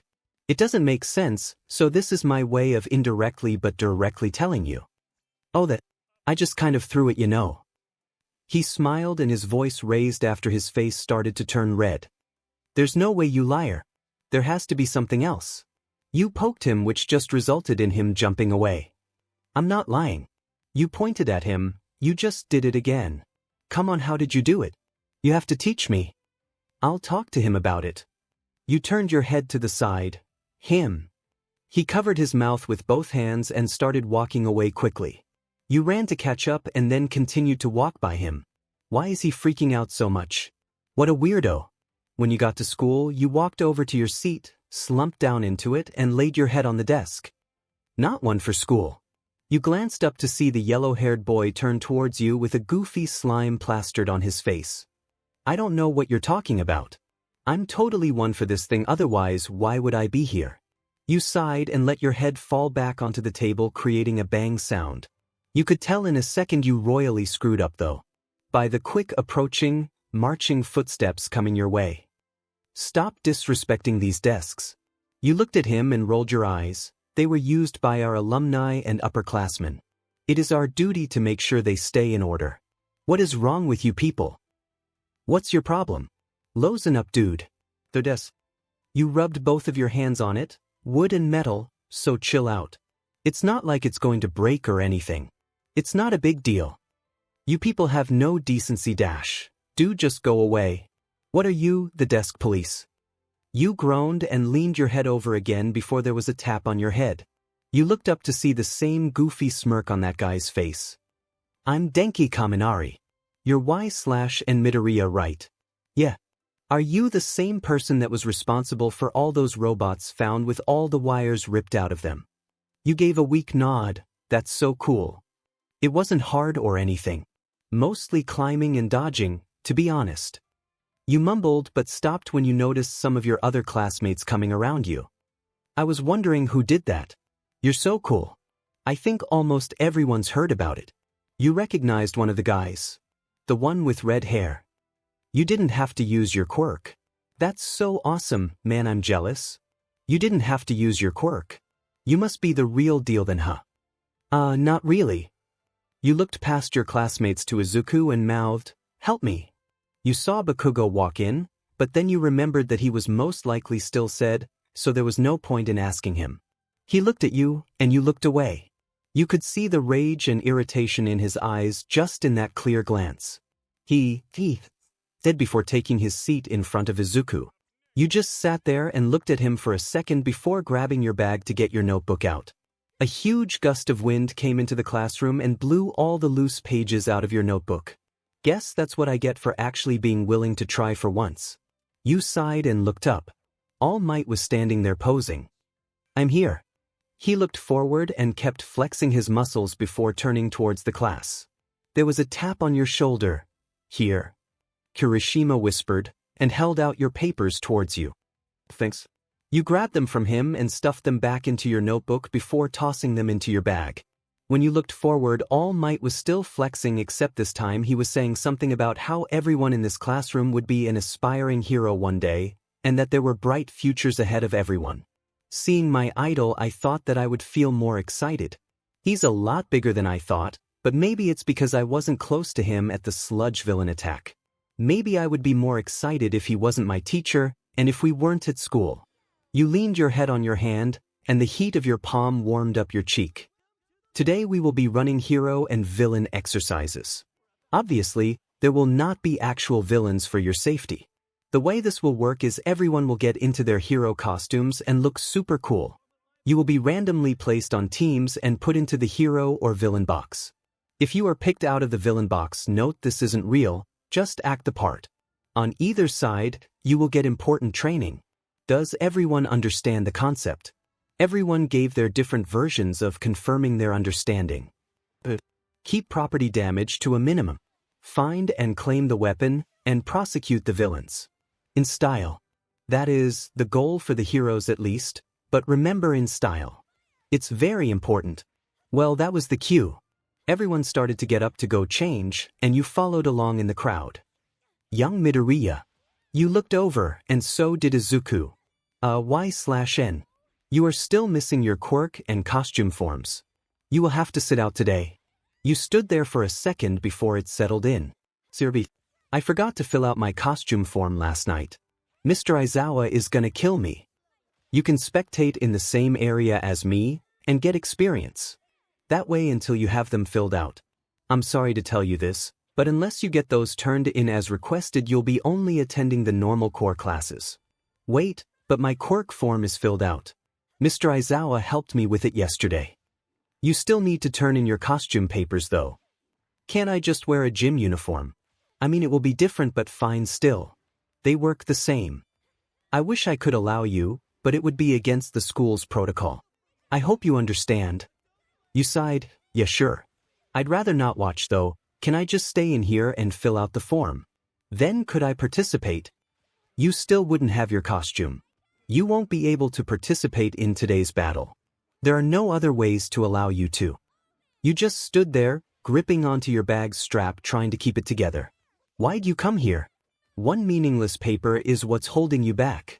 You looked over at the door to see Bakugo peering in. Once you met his eyes, you quickly looked back because you didn't even have to see the confusion to know it was there. After all, he was still waiting for you to reveal your quirk. Excuse me, All Might, but our mom designed a costume for both of us. Shouldn't she be allowed to participate? Young Midoriya, she didn't turn in the actual paper. Unless that gets turned in, there isn't a way. That's fine. He dug in his bag. That's why I brought this. I also brought the costume our mom made. That should let her continue, right? All Might looked at you, and then back towards your brother. I suppose so. If she doesn't like it after today, then I'll make sure that she changes it to what she wants tonight. He sighed before looking at the paper. It's all filled out. Do you want to look at it before I put it into records? You nodded before gently taking the paper and looking at it. I figured shorts would be easier for mobility instead of sweatpants, so I was thinking a spandex material like when you work out, except make it longer so it covers more. Yeah. You smiled as you looked over what he drew. I think all I would change out of this is adding built-in ankle braces, since that's an area that always gets hurt or sprained. I love the shirt though, and then it all gets held together with the belt. Oh, and also maybe change the shorts to black. He had a huge smile and nodded. Thank you. Of course. Well, since everything is filled out and you like the design, you can get dressed in what your mother made while they start making your costume.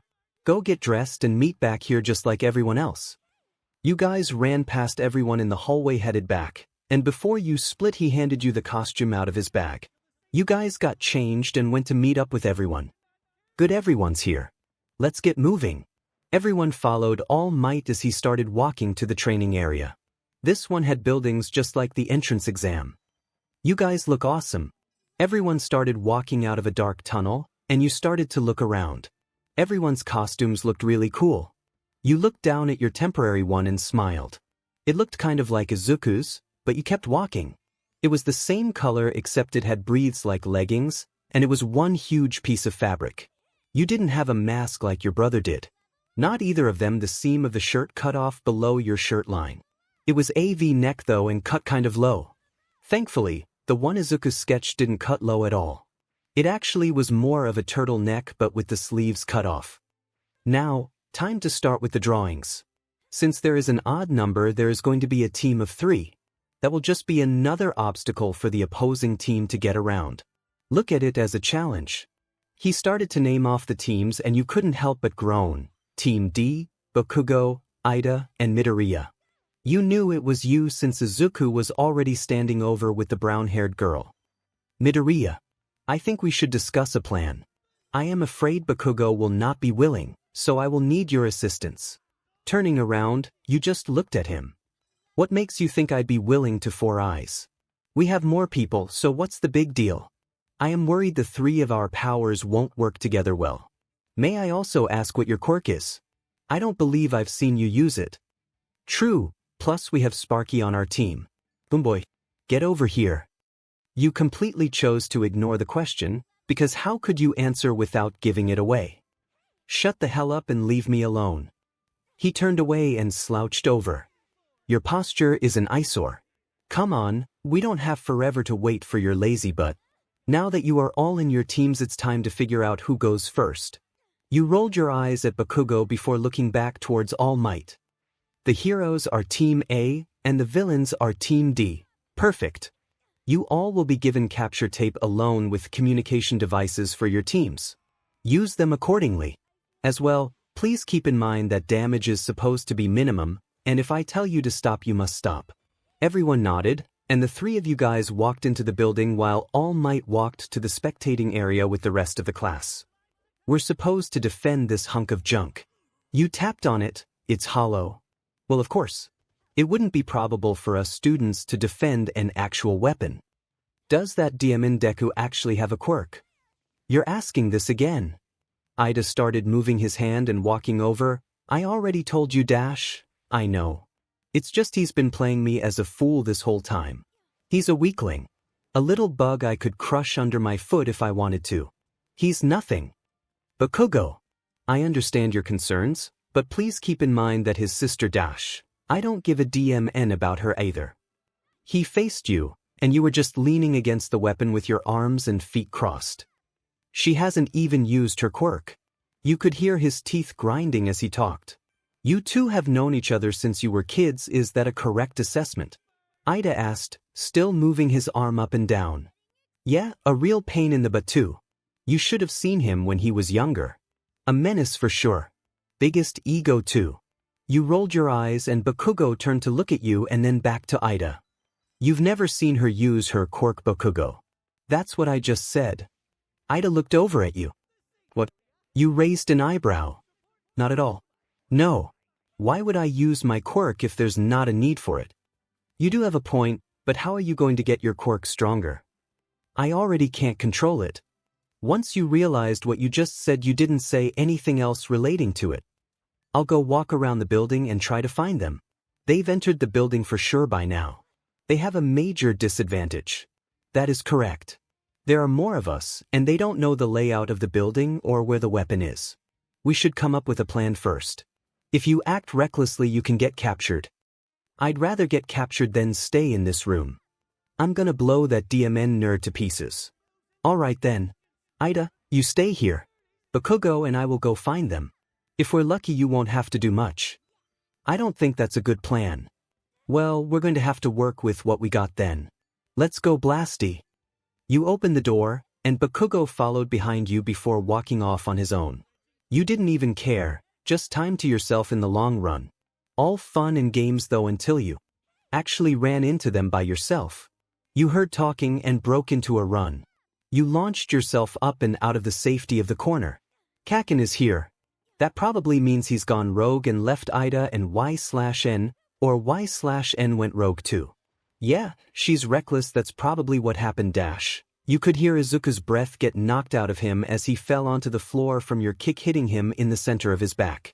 His face hit the ground and you immediately bent backward to dodge Uraraka's hands. If she got you floating, there was no recovery from that. Get out of my way. You didn't need another second to know to duck and cover your ears before a huge explosion rang out in the building. Parts of the building from the broken walls and ceiling started to slowly fall on you. What are you doing here? Beating the DMN nerd, obviously. You're in the way. I was here first. I want to take down Izuku, you get Uraraka. Who the hell is that? I'm beating the DMN nerd. No, I am. You stood up and pushed him before turning to run towards Izuku. Don't you dash, he grabbed your hair and threw you to the ground. Help glasses guard the weapon, I'm doing this all by myself. Oh, shut up. You spun around and grabbed his ankle, making him trip. He was off guard to everyone but Izuku. The fact you were able to trip him so easily sent off every red flag in your books that you had for him. He was out for BLD, I'm going to kill you. You stood up quickly and ran past him into the smoke crowding the hallways. Deku, are you alright? You quietly followed the sounds of the other girl talking before seeing their shadows illuminated in the smoke. She was on her knees leaning by him as he laid there trying to catch his breath. You saw her outline turn in towards you, and you just stood there blankly. Stay back. It was hard to see, but you had just enough time to pivot out of the way of her hands. She lunged with both of her hands out and barely missed. Stay back, crazy lady. Bakugo's going insane. She lunged towards you again, but you kicked her leading foot and pinned her onto the ground. Would you just stop? Let her go, 𝐻/N. You gotta get out of here, dude. Bakugo's out for BLD, I said let her go. He tackled you onto the floor and started to pull out the capture tape. I'm trying to help you. You started to rotate your hands and move them rapidly to loosen his grip, and once they were free you quickly got up and backed up. The smoke was starting to clear, and 𝗬𝗧𝗟 was standing next to him both with the capture tape out. Trying to approach like you're being kind. I see what you're doing. You could hear the unevenness in her voice from being out of breath. You just stood there, and Izuku nodded. Once you heard rapid footsteps approaching you smiled, boom. You ducked down as Bakugo flew out of the smoke and started letting off explosions. 𝗬𝗧𝗟. Find the weapon. The hallway had refilled with smoke, and although you could hear her footsteps you couldn't tell exactly where she went with all the yelling and explosions. You started to choke on the smoke and started to find your way out of it. I tried to help, but I guess I should go find 𝗬𝗧𝗟 now. You yawned and stretched your arms as you started to walk through the hallways. There's no rush. Ida's at the weapon, so it'll be fine. The earpiece started to buzz before Ida's voice came through it. Midoriya. Bakugo. I cannot believe you left me by myself. We didn't get to come up with a plan. Do you realize that if they manage to both get in here then our side is in jeopardy? You sighed and pressed the button. Listen, engines, Bakugo's dealing with Izuku right now. I'm trying to find 𝗬𝗧𝗟. Let me know if she comes into the room with the weapon. Only talk in it if that's what you're reporting. Okay. He sounded frustrated, but when was he not? Stupid desk police. You couldn't find any signs of where she went, and it was silent. You walked so far that you couldn't even hear explosions anymore. 𝗬𝗧𝗟. Is that you? I will put your heroicness out of commission. That was the sign from the earpiece. You immediately took off towards the stairs and towards the room. When you opened the door, Ida was running around with the weapon in front of him trying to keep it away from 𝗬𝗧𝗟. You will never get this, you good doer. You stood there as she stopped and turned towards you. Guess she saw. It crossed her mind that she needed to handle you first since you were physically stronger than her, and you could come up with strategies faster too. Ah! She yelled as she jumped up and floated herself towards you. Got you! She took out the capture tape, and you started to see her drop towards the floor. As she fell you grabbed the tape and threw it out of her reach before managing to pin her again. You did it, Midoriya. Yeah, quickly, grab the capture tape and give me a hand, would you, desk police? Yes. Of course. He grabbed the capture tape and started running towards you. 𝗬𝗚. I got it dash. The ground started to shake before a huge hole got blasted through it. The air was strong but hot. You lost grip on 𝗬𝗧𝗟 and tried to cover yourself as rocks and debris started to head at you at high speeds. You covered your face and as many vulnerable parts that you could manage, but with every rock that hit you, it still packed a punch. One of them hit the side of your head and sent you flying across the ground. Your head immediately started aching and you just laid there trying to make sure you didn't lose consciousness. Ouch. Sorry, Midoriya. You glanced up to see her with a huge piece of the floor floating right above you. I can't risk you being able to get up. I won't, I already dash. You stopped from the sudden coldness of the rubble touching your legs. Precautions, she said before she put her hands together. Release. The weight from the rock became so heavy so quick it took you a second to figure out how to breathe again. It's heavy. You croaked out, and your throat was dry from the wind and dirt you inhaled. You laid there feeling like you couldn't breathe. You could feel the weight of the rubble slowly crushing you. I got it. She yelled out. I did it dash. It was cut off by sounds of puking. 𝐻𝗏. Are you alright? Yeah, I'm fine, blue. This is not sanitary. The teachers will be here soon. I will look after you until they are here. A little help. You tried to get out, but it ended up quiet and raspy. Help. While you were waiting there, you rolled your eyes. She didn't even have to pin me down with this rock. She could have won either way, damn it. There wasn't a response, but it felt like your legs and lungs were being crushed. There were footsteps coming up the stairs before a familiar raspy voice came from the doorway. 4 eyes. Good, you got pink cheeks, so we're missing one. Where's that DMN idiot? Who? Ida asked, followed by more sounds of 𝐻𝗏's puking. Y/N. Else? He snarled. Where'd that psycho run off to anyway? I'm right here. You finally got something to come out clear after trying the whole time. He looked over at you and walked over with his arms crossed. Mind giving me a hand? You just looked up and glared at him. You're worried about puking girl when your teammate was stuck under the rubble. You're not gonna be a hero doing that. He looked over at Ida and scowled. You sighed, and Bakugo grabbed a part of the rubble and started lifting it. It didn't move much though, and without any other words, Ida started helping. Stop it. Put the rubble down now. You grabbed onto Bakugo's leg and started squeezing near his ankle. What the hell is the issue? It's digging into my leg. Your demon nails are digging into my ankle. They lowered the rubble and stood back, and you let go of his ankle. Gravity girl, can you lift this so we can get this looser free? The only response was her throwing up more. Grit. This is just my luck. I'm the bigger threat for once, and then I get stuck under rubble where I can't get unstuck by the girl who put me here because she overused her quirk. You sighed. I can go get the teachers. Ida alerted and ran out the door. I could always just blow it to pieces. Bakugo started lighting off small explosions in his hand.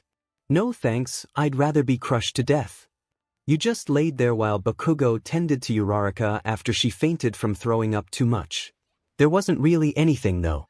He took the RBB band off your wrist and launched it over in her direction so she could section her hair back out of the puke. Finally, there were multiple footsteps coming from the hallway, and Ida returned with all might, Mr. Aizawa, and Recovery Girl, along with a team of health workers and some stretchers. I'm here to come to your aid. How are you doing, Y/N? Aizawa asked as he got on the other side of the stone and started to lift it with all might. They lifted it straight up and tossed it over to the side. 𝐻𝗏 was put onto one stretcher and wheeled out already, and once the weight of the stone was relieved, you started to gasp for air and coughing. Are you okay? He helped you up, but your legs were shaky from the circulation being cut off. Yeah, I'm gonna be fine. They're going to put you on a stretcher and make sure everything is okay, alright. No, I don't need it. You pushed it away and turned towards the door. I got it. You took a step towards the door, and a sharp pain went through your leg. You tried not to make a face, but a small change still slipped past. Stop being so DMN stubborn. You looked up to see Bakugo at the doorway. Go get the medical help you need, dumbass. I don't need it, I'm fine. Get out of my way. You managed to stand in front of him, and he pushed you over onto the stretcher. Go get healed. You're so dumb. How are you going to be a hero if you're injured, huh? Use your brain, idiot. You're one to talk. You rarely get healed when you're injured. He rolled his eyes and scoffed while the workers strapped you down onto the table and started wheeling you out. I'm going to try to find that green-haired boy. He's probably the most beat up out of all of them. Recovery Girl mentioned before waddling into the hallway after your stretcher to go down to the next level to look for Izuku. As they were wheeling you out, you couldn't help but try to fight the restraints. When you pushed against them, though, you let out a little yelp of pain before you stopped struggling. You closed your eyes, and when they opened again, you were in a room with the sunset light peeking through the blinds. You moved your head to look around and sighed in relief when you saw Izuku passed out on the bed next to yours. Turns out that you were out for almost the rest of the school day. That, or the clock on the wall wasn't accurate. You groaned and sat up before taking off the bandages that were on you and standing up. Your legs felt kind of weak, but they were well enough for you to walk on. You left the room and walked back to your classroom where everyone was standing around and laughing. When you walked in, nobody seemed to notice, so you walked over to Izuku's seat and sat right behind Bakugo. He didn't even acknowledge you, so you pushed his desk with your foot. Hey, don't touch my desk, you demon nerd. He swung around, and you just looked at him as he sighed in annoyance. What do you want? What happened during the fight? That huge hole that was blasted through the floor. Was it from your gauntlets? He rolled his eyes and looked away. It was. You could have killed Izuku. You know that, right? He dodged it. What if he didn't? He's been tricking me this whole time. He's always been weak. He's quirkless. Something I could just flick and he would be out of commission, so why? Why does he all of a sudden have a quirk? You took a deep breath to calm yourself. I'm going to make this very clear to you, Katsuki, so look at me. Quirkless people aren't things you get to just walk all over, you hear me? What about the fact you didn't turn in your forms? That Deku did. Even he got his stuff turned in. My form is turned in. Don't get mad at me because you think you're better than everyone else. This school is going to be a rude awakening for you. You stood up and walked back over to your own seat. Hi. Midoriya, right? I'm Mina Ishido, but you can call me Mina. She smiled and held out her hand. Yeah, hi. You hesitantly took her hand, and she started to shake it. It's nice to meet you. We're all kind of just getting to know each other better, so I'll talk to you later. She let go and walked off while waving before starting a conversation with someone else. You met most of your classmates and learned the names of the ones you didn't know before. Well, most of them. There was a guy with a bird head, and that half-and-half dude just sitting in the back of the class. Eventually, Izuku came walking back into the classroom. He looked tired, dazed, even almost like he was in a trance. He was out pretty much the whole day just like you were, but comparing injuries, you were surprised that he woke so soon. He talked to a few people before running out. You didn't know why though until you heard him yell, "Kaken," down the hall. He was gone for a while and you tried to ignore everyone else that came your way. The second you accidentally made eye contact with someone and looked away, you prayed they would get the hint. It was awkward and uncomfortable. You were just waiting for Izuku to get back to go home, but what was taking him this long? Hey! You looked behind you to see that red-haired guy. You couldn't for the life of you remember his name though. Hi! You half waved and gave an awkward smile. Why aren't you trying to get to know anyone? You're all by yourself. He looked at you for a second before taking a step back. Oh shoot, that didn't come out the way that I meant it to. It's okay. You laughed a little. I'm just not a big fan of talking to people. Especially not initiating the conversation. Oh, my bad. I didn't mean to make you uncomfortable or anything. I'll just dash. No, it's fine. You seem pretty chill. He stopped and looked back at you. You were rubbing your temple and then followed it by picking and biting at your nails out of habit. He noticed the uneasiness, but after all you told him that he could stay. So, do you have any friends here besides your brother? I mean, there was Bakugo, but it seemed more like you guys don't get along. No, we get along. We're friends even if he doesn't admit it. To be honest, I don't like saying it that much either. He slowly nodded as if he was trying to understand. I've known him since we were little kids. Oh, that makes more sense. Yeah, I guess. You were about to ask him his name again, but your anxiousness kicked in and you looked away instead back towards the door. Here, can we give each other our numbers? You're pretty cool, so I figured we can be friends. He dug in his pocket and grabbed his phone before opening the contact app. Yeah, sure. You opened yours and hesitantly handed it to him. 𝐻/and Midoriya. You finished typing in your number before clicking done and handing it back. You started lightly tapping your fingers together since he was taking so long compared to you. Done. He smiled and handed it back. Cool. Can't wait to get to know you better. Yeah, sure. You smiled. Hey, 𝐻/and ready to go. You looked at the door and sighed in relief. Gotta go. See you later. You waved and grabbed your bag before running over to Izuku for you two to walk home. Could you have taken longer? Do you know how awkward that was? Yeah, but I figured that I had to do something, and who knows? Maybe it might be good for people to talk to you so you can know some people. I mean, I know you won't start any conversations. You were looking down at the contact on your phone. Izuku glanced down at it and back up to you before he looked forward again. So, You were talking to Kirishima. Yeah. Ijiro is his first name, I think. That's what it says on his contact anyways. I'm happy you talked to at least one person. Did you talk to anyone else? I talked to that pink girl. I think her name was Mina Ishido. I know her quirk is acid. She seems obnoxious. When you guys got home you ate and did your homework. With Izuku's help of course, and then you went to your room to lay in bed. I'm going to sleep, is what you told everyone, but your mom and brother knew you'd be up until at least 2 to 3 o'clock in the morning. At least usually. Hearing the familiar sound of the click from the lock on your bedroom door rewarded you with immediate relaxation. You plugged in your earbuds and didn't even bother turning on your lights as you got changed and hopped under the sheets. Your music was loud, and you were starting to drift off when your phone screen lit up and stayed lit up. Not to mention the dings interrupted your music, so you irritatedly tried to get your eyes to adjust to see who it was. Once you saw who it was from though, you just rolled your eyes. Face with symbols on mouth, face with rolling eyes, skull face vomiting. We need to talk right now, I know you're up, damn it, answer. Stupid but DMN Deku's sister, hello. What?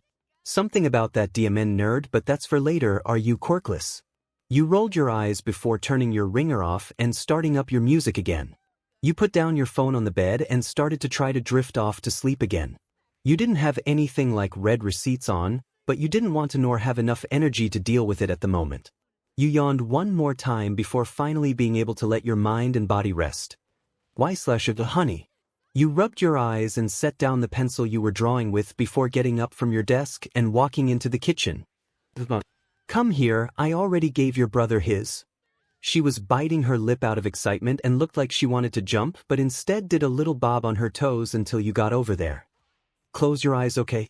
You did as she said and felt a soft cloth get laid on your hands. Open. When you opened your eyes you were holding a green suit. I made you a hero suit. It's like your brother's except I made a few modifications. You grabbed it and examined it. This is like the sketch I made when I was little. I threw that away. How'd you make it? Well, I got it out of your failed sketch trash. You threw it away when you were having a tantrum, so just in case you still wanted it I saved it for you. You know, a lot of those drawings you make are really good. You should finish most of them. You know, add some clothes. Finish them maybe. Your eyes got wide as you realized what she said before awkwardly laughing. I just didn't like how they look. You laughed nervously as it felt like your heart was pounding out of your chest. You look at all of them. Well, not all of them, but a lot of them. You have real talent, I don't know why you don't finish them. Anyways, do you like it? I really wanted to surprise you. Yeah, of course. You put on a smile for her. It looks like Izuku's. Of course. You two did design them together after all. Super All Might twins here to save the day. That name is embarrassing, Mom. You sighed. Thank you though. I really appreciate it. You could hear Izuku snickering in the corner behind you. What's so funny, huh? You asked, crossing your arms as he burst out into more laughter, wiping his eyes from the tears that gathered from laughing so hard. It's nothing. Just funny how similar our suits are, that's all. Liar. You mumbled with a smile. I thought it would be cute. You guys always used to make matching hero costumes. For my two heroes. It is cute, Mama. Ignore Izuku. He's being dumb. You hugged her and gave her a kiss on the cheek before grabbing your bag and the costume papers you had to turn in. Ready to go. Yep. He stood up and grabbed his bag before putting on his shoes after he finished laughing. Love you, Mom. See you later. Be safe. You both smiled and blew her a kiss before leaving for school. Both of you kept walking as the sky grew dark and it started to drizzle a little. I talked to him. About the thing. First, though, how did you know I was lying about the ball throwing? I didn't. I just said that because I could. Plus, it doesn't make sense to be quirkless and throw it that far. He stopped walking and just looked at you. You didn't know. You tricked me, you JRK. You smirked and kept walking. Did not. I didn't think it would work because I didn't really expect you to lie to me. You kinda SCK at it. Who did you talk to though? He shook his head as he caught up with you and smiled. All Might. When you looked over quickly with widened surprised eyes, his were lit up. Pretty and green, but filled with excitement. He wants to meet in an office room after school. That's all right with you, right? He wants to talk to you. Yeah. I don't have anything to do. Is it gonna be worth my time though? Or are you just gonna lie to me again? He made it sound like I could tell you everything. If it doesn't go well, then we can go get ramen or something else to eat after. You looked over and opened your mouth to talk before he cut you off. Yes, I'll pay. You pursed your lips together before laughing. Fine, if you're paying, I'm in. When you guys got onto campus, you were both wet from the rain. You're late. You ran your fingers through your hair and stood in the front without thinking for a second. Sorry, sir. Izuku rushed to his seat and took out his notes, but you just continued to stand there. What? Do you need something? Why are you late? Aizawa sounded grumpier than usual. Probably didn't get the full 16 hours of beauty sleep he required every night. The rain. Yeah, walking up that hill was super slippery. In fact, I think most of the floors are wet because of it and whatever, just go sit down. You're wasting time. Again. He sighed and turned back to the board for a second as you sat down. Don't forget that your academics can be just as important as your hero training. That being said, use the rest of the homeroom class time to study while I take a nap. Ida, you're in charge. He zipped up his sleeping bag before laying down on the ground. He got up when homeroom was over and your other teachers took turns teaching their subjects. You sat there and suched between staring at your paper and the work that was laying in front of you and the ceiling. Both incredibly dull to look at. Then you looked at the clock, watching as the second hand moved continuously, around and around the clock slowly until the bell finally rang. Finally, you sighed and said quietly, grabbing your bag as you stood almost in sync with the rest of the class. You got up and left the room to start to walk to lunch. Hey, Midoriya, wait up. You stopped and turned around to see Kirishima and Kaminari walking after you, waving with big smiles. Oh hey guys. You smiled and stopped walking to wait for them to catch up. Do you need something? If it's the notes from any of the lessons I didn't take them, I can send you them later after I copy Izuku's if you want. No. Kirishima laughed. We just wanted to walk with you to lunch. Okay then. You awkwardly laughed and they walked by you silently. So, how are you guys? I'm good, how about you? Kirishima asked with a smile. The mood was awkward with the small talk. Denki said at the same time. Pretty good. Don't come back here. You smirked and turned back to see who said Bakugo off this time but froze when he was running through the busy hallway straight towards you. Oh, sure. You pushed yourself in front of Kirishima and Denki before taking off down the hall. Where are you going? Denki asked, confused as he started running with you. Yeah, why are you running? Kirishima started to run following suit. I said get back here. Came a distant shout from the hallway behind. Oh, he said. Kirishima's eyes widened and slowed down to try to block his path. Bakugo, hey man, chill out. Get out of my way, shitty hair. I just think you should calm down, dude. Move. You squeezed between people while laughing out of the fun of it and the terror until you reached the cafeteria. Izuku. It was so loud, and you started to look around until you spotted the matching hair to yours. Izuku, hide me. You ran up to him and jumped behind him with both hands on his shoulders. What's happening? I said to get back here. Bakugo. Ida ran up moving his arm. Please stop yelling in the cafeteria. This is unacceptable behavior from a prestigious student. Get out of my way, engines. You're annoying. Bakugo. Who are you looking for? Surely there is a more efficient and respectful way. He was like a rabid beast. It was hard not to laugh. The way he viciously looked around. It was funny until he was looking right at you, then running over. Izuku quickly walked away to go sit down, pretending like he had nothing to do with it, which left you just standing there. Look dude, chilled out a sec would ya? You put out your arms just in case he ran into you because it didn't look like he was gonna stop. What? Bakugo? The half-and-half boy that sat in the back of your class stepped by you, slightly in front just in case he did slam into you. Mind your own DMN business, icy hot BSTRD. Get out of here. This is where I sit for lunch. Did you want to sit here? He turned at an angle to showcase the table where Izuku was already sitting and eating, just spectating the scene like he was at the movies. What? Never mind. This is why nobody likes you.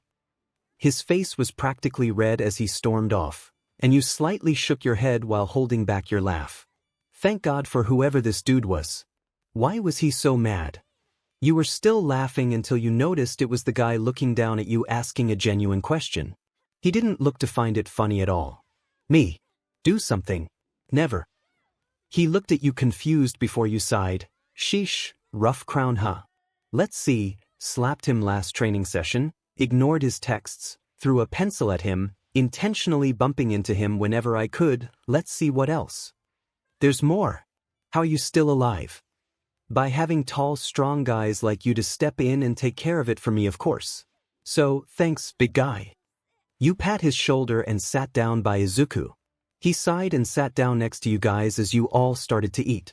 What's your name again? Shoto Todoroki.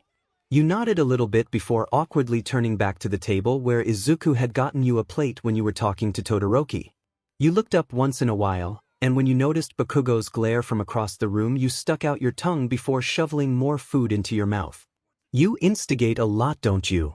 He asked after slurping the soba sitting on top of his chopsticks. When you talk, are you always so monotone? Anyways, that's my job. You got up and threw the trash away before setting the tray with all the other used ones. Well, thanks for the help. You're hired as the shield for when I PSS off dynamite over there. See ya. He watched as you gave a big smile and waved before walking off. Todoroki just sat there and watched as you walked back into the hallway. Then he saw Bakugo angrily and quickly get up and follow. He's following her. Izuku sighed. Yeah, I'm sure she knows. She probably just wanted him to not scream in her face in front of everybody. Or while she ate. They all looked at him a little confused. I don't think 𝐀𝐮𝐭𝐡𝐨𝐫 took that slap well yesterday. I also heard her phone going off a lot last night and then it randomly stopped. Based on what she said, she probably just turned it off so she could sleep. What if his anger gets the best of him? Uraraka asked, looking concerned but at the same time like she wanted no part. I don't think he would hurt her. Not here at least. She's trained combat with him too, so she probably knows a decent amount of ways to dodge. She finds it fun to PSS him off too, and it's interesting to watch. He laughed a bit before taking a sip of his drink. Their anger issues are about the same too. Both of them let it take over too often. Keeps things interesting though. Midoriya, are you sure that you two are related? He looked confused as to what Ida just said, but got distracted as 𝐬𝐻 was trying to hold in his laugh. Honestly, Ida's got a point. You guys are total opposites besides looks. She acts a lot more like Bakugo than you. 𝐬𝐻 looked over at Izuku, who was sitting there absolutely baffled. Sorry, I just found it interesting since from what I know at least you guys were raised in the same way. He thought about it for a little before shrugging. I don't know. We've had really different outlooks from even when we were kids. She's had a lot more pressure too since her main focus points didn't include school. In a way, I kinda wish I was like her though. She's not afraid to stand up for others and put herself on the line to accomplish a goal that's important to her. She doesn't shy away from things either. Seems like she has quite the personality. She does, but for as selfish as she tries to make herself look, she's really not at all. The light hit his face perfectly as he smiled before turning back to them. By the way, you didn't hear that from me. They all started to laugh before continuing to eat. You walked into the classroom and started rummaging through your bag. You knew he was standing at the door but didn't bother to look up until he started talking. I was talking to you. The tone was short and serious, almost infuriating. You glanced up to see him leaning on the doorframe with his arms crossed. So, answer me. Are you quirkless? I've been thinking about it a lot and it makes sense. You glared at him before sitting down. Answer me, damn it. But what good is it to you if I tell you or? If you don't answer, then I'll just go ask the school myself. You snorted and set down your pencil by your notebook that was barely hanging on to life. It was so beat up. You really think that'll work? He just stood there and you stood up and grabbed your phone. They won't show you my records. You're stupid, but if you insist, then let's go look. You walked to the door, but he stuck out his arm. He just looked at you before sighing and rolling his eyes.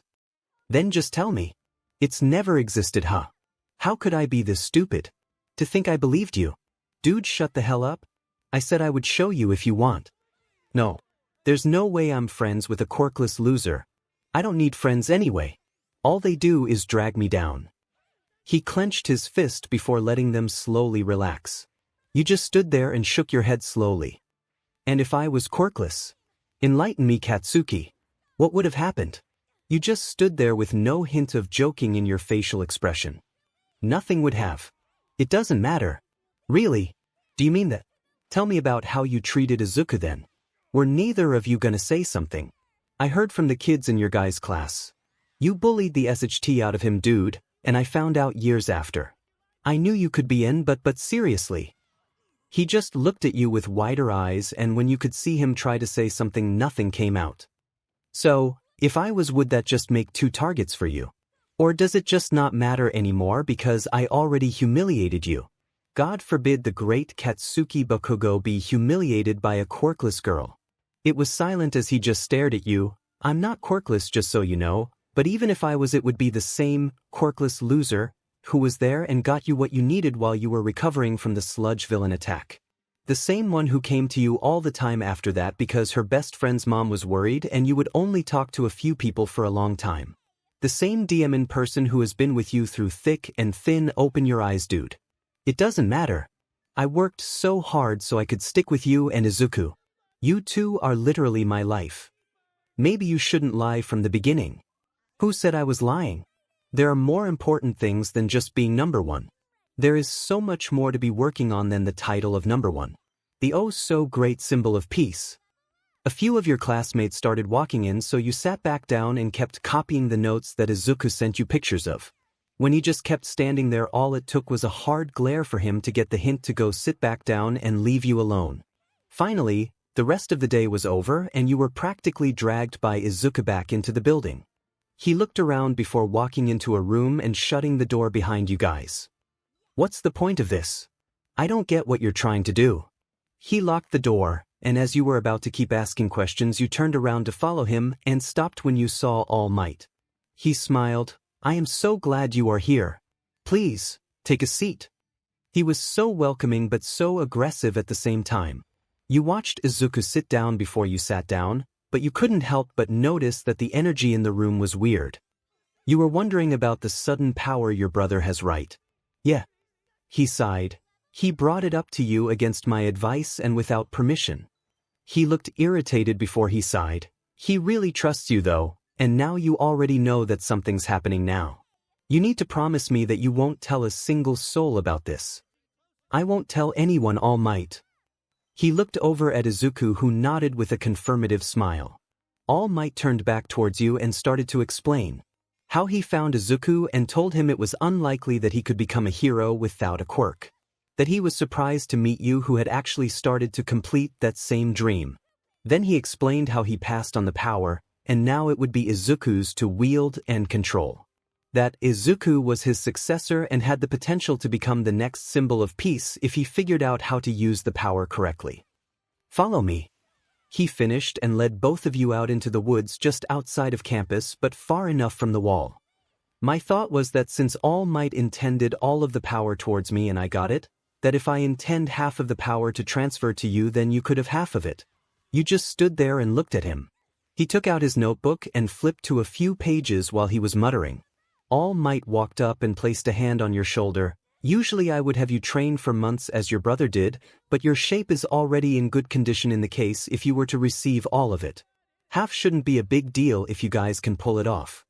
Considering we're twins, there's a higher chance of it working than if we weren't, since we have almost the same genes.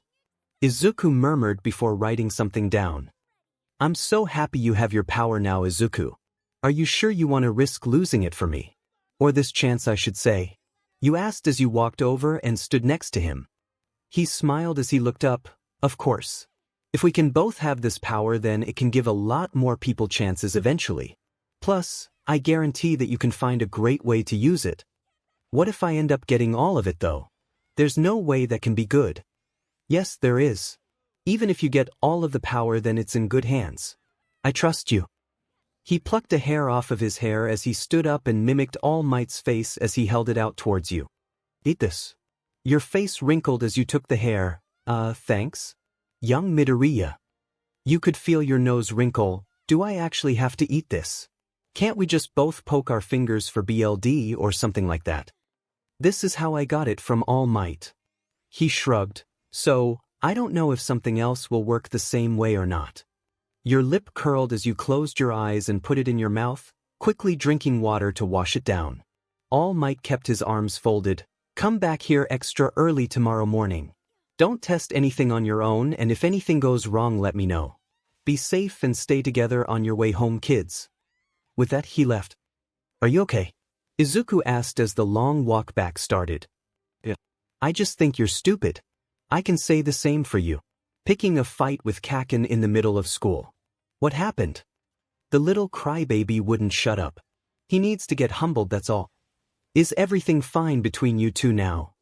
Barely, but it's whatever. He needs to just shut up. How are you going to get power from All Might of all people and not tell me until now? That's amazing, dude. He laughed a little. I know, right? It's so cool. All Might's even cooler in person than in those videos. He fanboyed the entire walk back.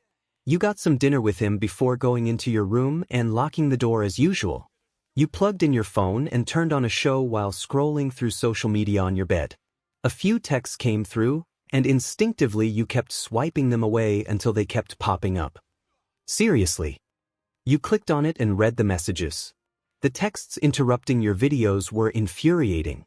It was a series of Bakugo insulting you for not answering, and his insane theories about a situation that wasn't even relevant. You started typing before tossing your phone down on the nightstand beside your bed and switching off the lights. You went to bed leaving him with a final, "Shut up, I'm trying to sleep." When your phone continued to buzz, you turned it off and fell asleep to the quiet and dim light from the show that was on. Probably best since in the morning, you had to get up earlier to see the results of this experiment that was sudden. Almost too sudden. It was difficult though. All the different scenarios that could happen were racing through your mind. What if Izuku was left powerless and got bullied? Would there be something you could do to prevent it? What if something went out of control and you hurt someone? What if you didn't get any of it and now you had to find another way to survive school? Or what if it worked? What if it worked, and you could become one of the best heroes the world has ever seen? Both of you. Ones that saved millions. What if you were finally heard, and could finally earn all your mom's attention just like Izuku could with his grades? To make her and everyone else you knew proud. To be able to beat Izuku in academics because there was time created from the power you could get. The limits would be endless. You turned to your side with the alarm blaring into your left ear and groaned as you covered your face with your pillow. It's too early for this. You threw the pillow to the end of the bed and grabbed your phone, angrily clicking it so the noise would stop. When it did, your head fell and hit the mattress again. Your body ached and felt more exhausted than usual. 𝐻/N. You have to get up. All Might requested that we come to school early today, remember? You opened one eye and looked at the closed door before laying your head back down. Are you feeling okay? Can I come in? Yeah. You yawned and sat up on your bed. He unlocked the door with his fingernail, twisting the lock open before pushing the door open. Are you alright? We have to leave in 10 minutes. Yeah, my entire body feels heavy though. He touched your forehead with both sides of his hands. You're not warm. I don't think you're sick. Maybe it worked. Do you feel any different besides your body aching? No, but my body feels really heavy. You tilted your head back and sighed. Can you bring my bag out there and pack it up for me, please? And I'll get dressed really quick. Yeah, of course. He grabbed the bag leaning on your desk as well as everything scattered on the top of it before walking out. Everything felt heavier than it actually was. Even putting your socks on made you want to go back to bed. But there's no way All Might or Mr. Aizawa would be happy if they found out you skipped. You walked out of the room to see everything neatly in your bag. I organized your things into subjects in your folder for you. Are you ready to go? Thanks, and yeah. You grabbed a granola bar in the cupboard before putting on your shoes at the door and walking out. The backpack felt like you were carrying around bricks, and within 5 minutes of walking, you were already sweating and breathing heavy. Your legs were dying as you walked uphill, and he took your bag from you. It felt better, sure, but it was to the point where you felt like you were going to collapse. He tried to hold some weight from you leaning on him, and finally, you guys reached the same room as before where All Might was sitting. Hi, All Might. He spit out his coffee and fell off balance on the chair, almost completely falling over. Don't do that. You're gonna kill me before a villain does. His hand was to his heart, and his eyes were almost completely shaded except the tiny blue dots from whatever magical light was hitting them. He sighed and set the cup down before turning around the right way this time. How are you feeling, young Midoriya? Both of you. I'm good. Izuku told him, but I think there's some kind of reaction happening with her. He was still helping you hold your weight up, and your body felt too warm from walking up that hill. What's happening? How are you feeling? I'm fine. My body just feels really heavy. It's hard to walk. I'm really tired too. Alright, I'll carry you out into the yard. I want you to try out the power to see if it works or not. I don't think I could throw a punch right now if I wanted to. There's a chance that while you were sleeping it might have worked. Then your body stored up all of the power. With nowhere to go, it's a buildup that goes to your limbs trying to escape. For somebody who seemed confused, it looks like you have a lot of knowledge. You looked at All Might before sighing. I don't know the case, but it sounds like a good place to start. Maybe if you get rid of the extra energy it'll relieve some pressure on your limbs. All right. You responded, and All Might walked over and picked you up from Izuku before walking into the woods. He set you down and only backed away when he knew you had your balance. You need to think of some way to activate the power but keep it under control. You'll only be able to use a small % of the power right now, so the chances of getting it your first try aren't too good. Worst comes to worst, you'll get a broken arm. You pressed your lips together with your eyes wide. You make a broken arm sound not like a big deal. It's not. If you inherited this power with your body in the wrong shape, then it could completely rip you apart inside out. Oh gee, that was great to know. Thanks for the information on that one, guys. I don't really want to do this anymore. All Might laughed. Nonsense. Plus, either way, it's too late now. He looked at Izuku. Make sure you still have some power, Midoriya, my boy. He nodded, and his hair looked like a random breeze picked up as the leaves around him lifted off of the ground. I think it's still working. He smiled. Look, All Might. That's good. As long as you can feel its presence. He turned toward you. Your legs were shaking from holding up the weight of your body for so long. He pointed his huge finger at you. Imagine something to activate it. Your brother imagined eggs in a microwave. Don't let them explode. A half smile appeared on your face as you looked over at him, snickering. An egg. Pay attention, Midoriya. Imagine that power coursing through your body, but don't let it overflow. Flow. He stood there with his arms folded as you closed your eyes and started to try to imagine the area around. Every living thing that could be nearby. You sat there and imagined gates opening up with water beginning to flow throughout your body. You could feel it move everywhere, including reaching the tips of your fingers as you just stood there. I can't move. Your breathing picked up as you were frozen there. I feel something but I can't move. The pressure was overwhelming, and your head started to hurt. Izuku looked worried. All Might. That didn't happen to me. Is she okay? Your eyes were wide as you just looked at him. Deep breaths 𝐬/N. Try to reduce the energy. No. All Might snapped at him and held out his arm to him. She has to do it on her own. He wasn't smiling and looked completely serious as he looked back at you. Izuku started to pick the skin around his fingers. It's too much for her. She's completely frozen, but All Might isn't doing anything. You were trembling, but the force of the power was so much that your body wasn't moving at all. All Might. If you're not gonna let me give her advice, then you do it. Don't you see her freaking out? She needs to reduce it on her own. This happens when her life is on the line. She's as good as dead. You could feel your heart throbbing. Each beat seemingly echoed throughout your entire body. You looked at Izuku, who looked more scared than you, and started taking slow breaths. It lessened to the point where you could close your eyes. You kept taking big breaths continuously until the power seemed to die down a little bit. Your body didn't feel heavy anymore though. It just felt frozen. The power that was coming out was still too much. Slow it down. The pressure was still there, but you could feel how much easier it was to breathe. Try to take a step, young 𝐬/N. He sounded aggressive, but in a weird way like he was trying to be supportive. It almost felt like a dad watching his toddler take their first steps. When you moved your foot out and slowly began to walk, he started clapping his hands while smiling. That's what I'm talking about. Oh hell yeah. Izuku smiled and threw his fist into the air. I think it worked. Keep that energy up for as long as you can and punch me with all you have. Won't it hurt you? He smiled and put his hands on his hips. I can take it. Full strength. You took a few steps closer and put your arms up before punching straight on. At the last second he put his arms up. You felt your fist push his arms back, but pain spiked through your arms. Your arm shot back and laid there limp as the bruising started to set in. It was a mix of blues and purples as your arm just dropped there with only a little sway from the wind that made it hurt a lot. You gasped before just staring at it with wide eyes. Relax, try to turn all of the power off now. All Might instructed, but you just looked at your arm. Once it shattered you didn't feel that power anymore, but looking at it, the blues and purples, being unable to move it, your vision started to go dark before Izuku caught you and held you up. It worked. 𝐻/and we both have quirks. You were still processing the pain throughout your arm. Sorry, I forgot to warn you that the recoil is a lot.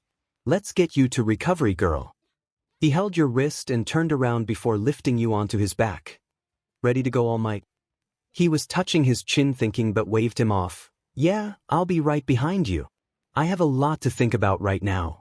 Tell recovery girl that I'll be in there soon and then get to class before 𝐻𝐻𝐿 gets mad. Izuku nodded before starting to run back onto campus. Luckily, not too many people were there that early yet. What in the world happened? This looks like how your arm did at the entrance exams.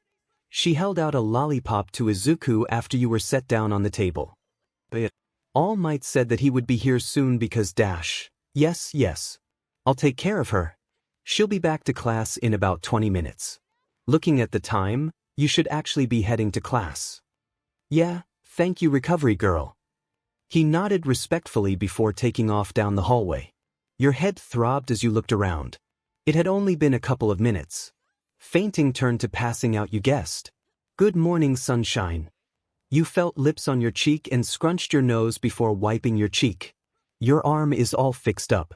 You can go back to class, just take it easy on it for a little while. You yawned. I'm so tired. Well, yes.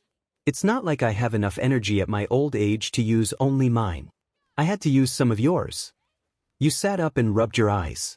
They focused on a man sitting on the seat across from the bed. Oh, hi, All Might. He looked distressed and recovery girl walked over to him. He's not allowed to talk to anyone for the next 10 minutes. She hit his head with her syringe-shaped cane. That's his punishment for pushing you over the edge again. He's completely reckless. You be careful with that new power of yours. Sheesh. What a scary old hag. Thanks again. You stood up and started walking to class after cautiously shutting the door. You sighed and pushed your hair out of your face as you walked down the hallway. Examining your arm, there were hints of blues and purples still, but nowhere near as bad. Plus, you could move it now. Slowly flexing your hand, it was sore. Then you noticed that the heavy feeling from the morning was gone. Guess All Might was right. You knocked on the door before pushing it open a little bit. Sorry I'm late. I was in recovery girl's dash. Sit down 𝐻/n. I don't care why you're late. You're wasting my time. Dumps, Bakugo mumbled as you were walking to your seat. It was quiet, but his deep voice made it seem louder than it really was. Idiot. Got something to share with the class, Bakugo? If not, then shut up and listen. 𝐻𝐻𝐿 is not messing around. He turned around and started to write on the board. You leaned forward and tapped 𝐾𝐮𝐿𝐼's shoulder. He stayed facing forward but tilted his head slightly back to show that he was listening. You started to whisper, "Wanna help me pieces off, Bakugo?" He was intrigued and tilted his head a little more. If you don't have any ideas, I might have one. He shrugged with a little nod. Okay, listen up. You started whispering the plan and he kept slightly nodding his head. Occasionally you would purposely glance at Bakugo, and after a few times, he began to notice. If 𝐻𝐿 could kill someone, then he would be a mass murderer. Are you guys going to talk the entire time I'm giving instructions for the day? You leaned back, thinking someone else got caught. Don't ignore me, Midoriya and Kaminari. His hair flew up as he started right at you too. Restate what I was just saying. We're going on a trip to get some rescue training in, Kaminari said after being silent for a second.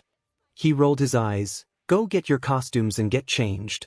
Meet at the bus outside of the building in 10 minutes. Don't be late. He zipped up his sleeping bag and laid on the floor. DMN. You said as you all got up, I guess we don't have time right now. He smiled. Yeah, but what's stopping us from doing it later?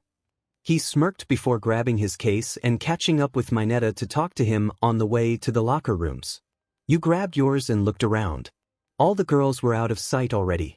You shook your head and sighed as you grabbed your bag on the way out and made your way into the girls' locker room.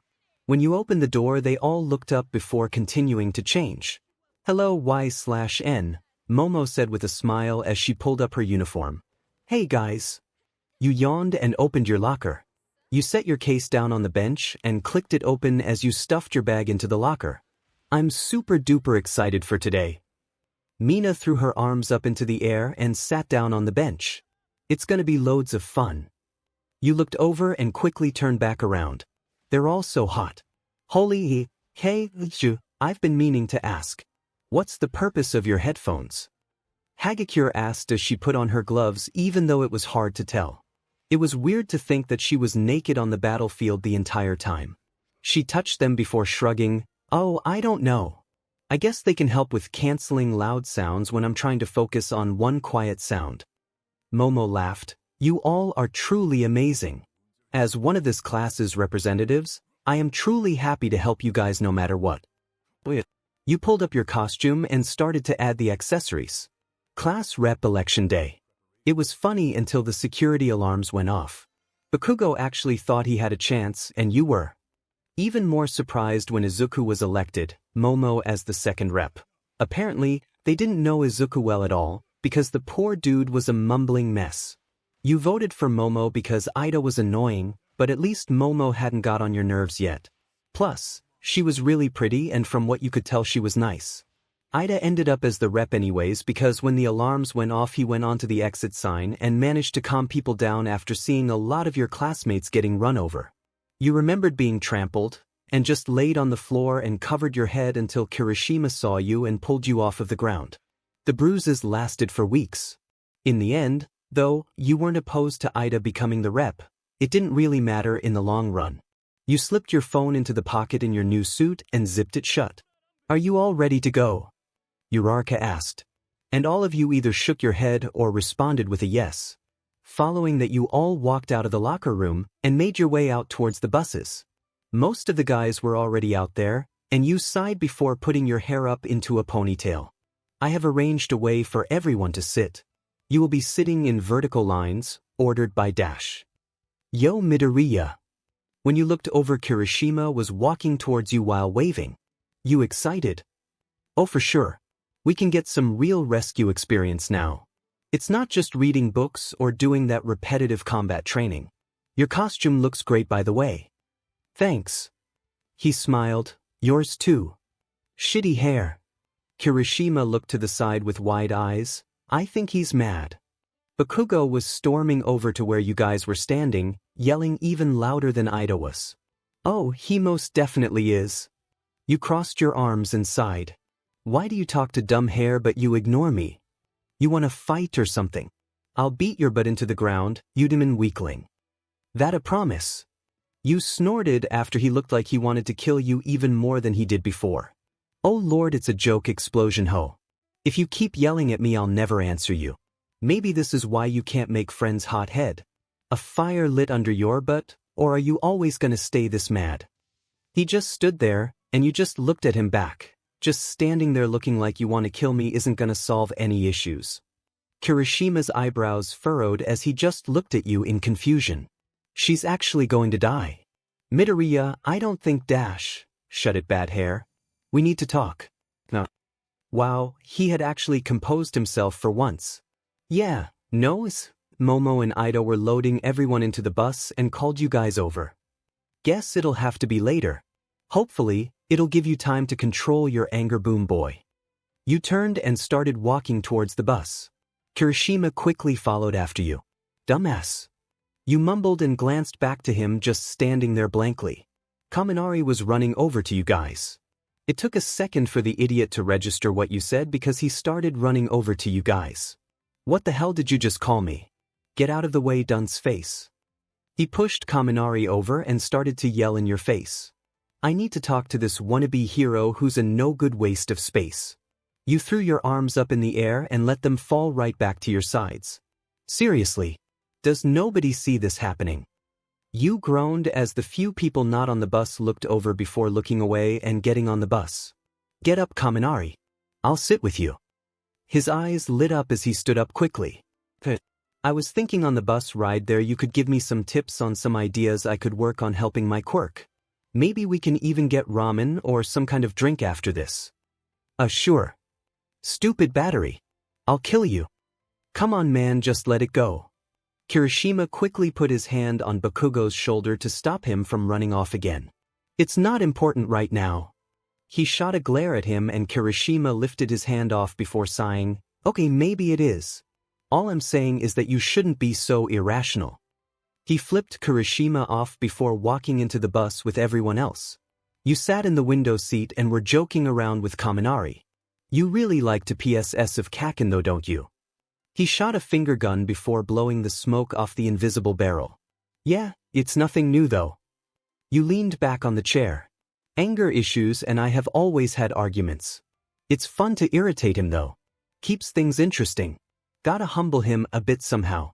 Lucky for him I know what buttons to push to 𝐻𝐻 him off to this point. By the end of the day, he'll probably relax about the whole situation. Bakugo has a real friend. That's surprising. He leaned back and looked at him. At the rate he's going at I was sure that nobody would like him. Shut up, lightning bolt. Bakugo was pretty much standing and yelling. Unsurprisingly, Ida quickly got up and started to yell for him to sit down. You guys are giving me a headache. Quiet down, and wake me up as soon as we arrive. Aizawa said as he laid down on the seats. Does he seriously bring that sleeping bag everywhere? Of course, sir. Ida put his arm up as in some kind of salute before sitting back down. It will be my pleasure. You sat there and talked with Kaminari. He did most of the talking, but once in a while, you noticed him look over at the little perv and throw a thumbs up or something along those lines. Finally the bus came to a stop and you all stood up and stretched. Looking out the window at a huge dome, you knew it was going to be a long day of endless training. Mr. Aizawa loaded everybody out of the bus, and you all just stood around the entrance until someone that looked like they were in an astronaut suit walked out of the building and gave a little wave. Hey you all. Welcome to the USJ where you'll be working on rescue training today. Just like Universal Studios of Japan. Please follow me inside where we'll get you all started. Her voice was soothing for as odd as it was not being able to see her face. You all walked into the building. We have different climates set up all around to give you realistic ideas of the possibilities that can happen. This training isn't about winning. It's about rescuing and understanding your quirk. Yes, they are all powerful I'm sure, but they can be used to save and kill easily. My quirk is black hole. I can 𝐬𝐴 thing into a void while using it, however it can easily be used to kill people if I'm not careful. You all nodded. It made sense after all. Your mouth was dropped as you just looked around in awe. It was huge and you could clearly tell the different climates apart from each other. All of which probably had their own challenges. This would be so much better than normal class. Izuku walked beside you with the same twinkle in his eyes. This is so cool. Uraraka ran up next to you guys. This is so amazing. Look how big it is. I can't even imagine how much money and time this took to build. 𝐀𝐮𝐴𝐫 gently pushed you out of the way and pointed. When you looked up at him to make some kind of remark you didn't. What's that? He looked serious and you ignored the hand on your shoulder and looked forward. He was right. Something was wrong. There was some kind of purple mist stuff in the center of the dome. Once you saw Mr. Aizawa put his goggles on, you took a step back. This wasn't a part of training. These are real villains. Stay back. He threw his hand backwards, signaling you all to. Your classmates started to gasp and move backwards. Right as you were about to get pushed from the panic, you could hear one of them barely, Maybe if we kill a few kids he'll come. You got knocked to the floor and looked backwards as you were getting back onto your feet. It was a guy with a hand on his face, but soon after other villains started to come out of the purple stuff. It was some kind of warping quirk for sure. Momo quickly gave you a quick boost up before you noticed Todoroki just staring at them. Come on, Todoroki. He wants us to get out of here. We don't even know how they got in here without tripping the alarms. One of them is jamming the signal, I can only imagine. Probably someone with an electricity quirk like Kaminari. This isn't a random attack. It was planned and thought out well. One of 13's finger caps opened as she stepped between you guys and the villains. Erase her head and I got this. You kids get out of here. She looked one more time to see everyone frozen before she gave a final, go. Get out of here. You looked around for Izuku but couldn't see him with the crowd of your classmates running towards the door. Where's All Might? Everyone came to a stop as the warp formed almost completely around. Wasn't he supposed to be here today? No matter, after we kill most of you he's sure to show up. Then it'll be his turn to take his last breath. You could see yellow eyes forming in the purple, and before you could act Kirishima and Bakugo both lunged at the villain but it was useless as they missed. The mist, or warp, whatever it was cleared away for a second and a silver neck guard was visible but almost completely covered up not even within a second. You could feel your adrenaline picking up and your heart started to PND faster and faster. The purple started to cover all of you guys moving in a circle, and 13 couldn't use her quirk without possibly hurting you guys. Ida managed to get Uraraka and Sato out of the warp, and Shoji covered Mina and 𝐬𝐮𝐿. You covered your eyes from the debris and dirt spiraling around you until you felt the gravity change and your stomach drop. I'm falling. You opened your eyes to see yourself plunging straight towards a huge body of water. You closed your eyes again and braced for impact while yelling on the way down. Hitting the water, you could feel your skin burn from the force you were falling at, followed by almost complete silence. You were under the water though, and you opened your eyes and looked around before starting to kick your way to the surface. Coughing, you wiped your face to see Tsu wrap her tongue around someone and carried one more to a boat sitting peacefully in the water. Your lunch, kid. You looked to the side and saw a guy with a fin swimming straight towards you. You gasped before paddling as fast as you could, but he was way faster. With no other possibly way, you let out all of the air in your lungs and he barely missed. You quickly started to swim back up. Your lungs burned with lack of oxygen and your head started to feel light, but the surface felt so close. Your fingertips became cold as they stuck out of the water, barely managing to bring your head up for a quick breath before falling back under the water. You didn't open your eyes in fear he was about to kill you, and tried to splash the water as much as you could. I can't get above the water again. Please. You heard a splash in the water before your hands submerged under the water completely. Everything was getting fuzzy as it got darker and darker. Your eyes opened a little bit. It was peaceful almost. Then, a silhouette came into view before you were yanked up above the water. I got her, guys. A breeze swept through your hair before it sounded like someone landed on metal before setting you down. Someone pushed down on your chest just a little bit before you started coughing. Water flew onto your face, and you turned to your stomach, watching the water come out of your mouth with every cough as you tried to breathe in air. Y/N. You were quickly sat up and shook. Are you okay? Your eyes focused on Izuku, who was holding you up crying. I'd be better if you would give me a second to breathe instead of trying to kill me again. You coughed and covered your mouth again before sitting up on your own and looking around. The frog girl. Tsu, right? Thanks a lot. You saved me back there. No problem. I'm guessing that they didn't have prior knowledge of our quirks. Otherwise, the guy who warped us wouldn't have put me with water. I suppose he would have put me in the fire climate. Her finger rested on her lips before she shrugged. Guys, I think we have an issue. You looked to the perv. Great. He was pointing to the water, and you stood up and leaned against the railings with everyone else. The ship was surrounded by villains. We need a plan. Izuku said before spacing off in his own world. The plan is to wait here until All Might or one of the pros come and saves us. Mr. Aizawa and 13 are busy. All Might had something to do, so what hero will come and save us, perv? Enlighten me. You looked down to him, looking between you and Tsu, drooling. You rolled your eyes as she hit him. But the melons. His mouth was hanging open, the curves. Sue's tongue slapped him in the face as she rolled her eyes and started looking at the villains again too. Stop thinking perverted things, 𝐻𝐿𝐻. This is serious. We need a plan to get out of this. What's everyone's quirks? Along with weaknesses and advantages. Sue cleared her throat and stuck out her tongue. You guys know my quirk is frog. I can do basically anything that a frog can. I can even secrete a kind of mucus from my stomach, but the process is kind of gross. Mucus. 𝐻𝐿𝐻 drooled more as he stared up at her with widened eyes. The stupid twat's drooling again. You shook your head out of irritation. I have a physical enhancing quirk like Izuku's, but I don't have good control over it yet. I haven't figured out how to channel energy without breaking a bone, and it takes me a while to power it up. Mine's like what 𝐻𝐿𝐻 said, but I can channel it into one point. It usually breaks the part of my body that I use though.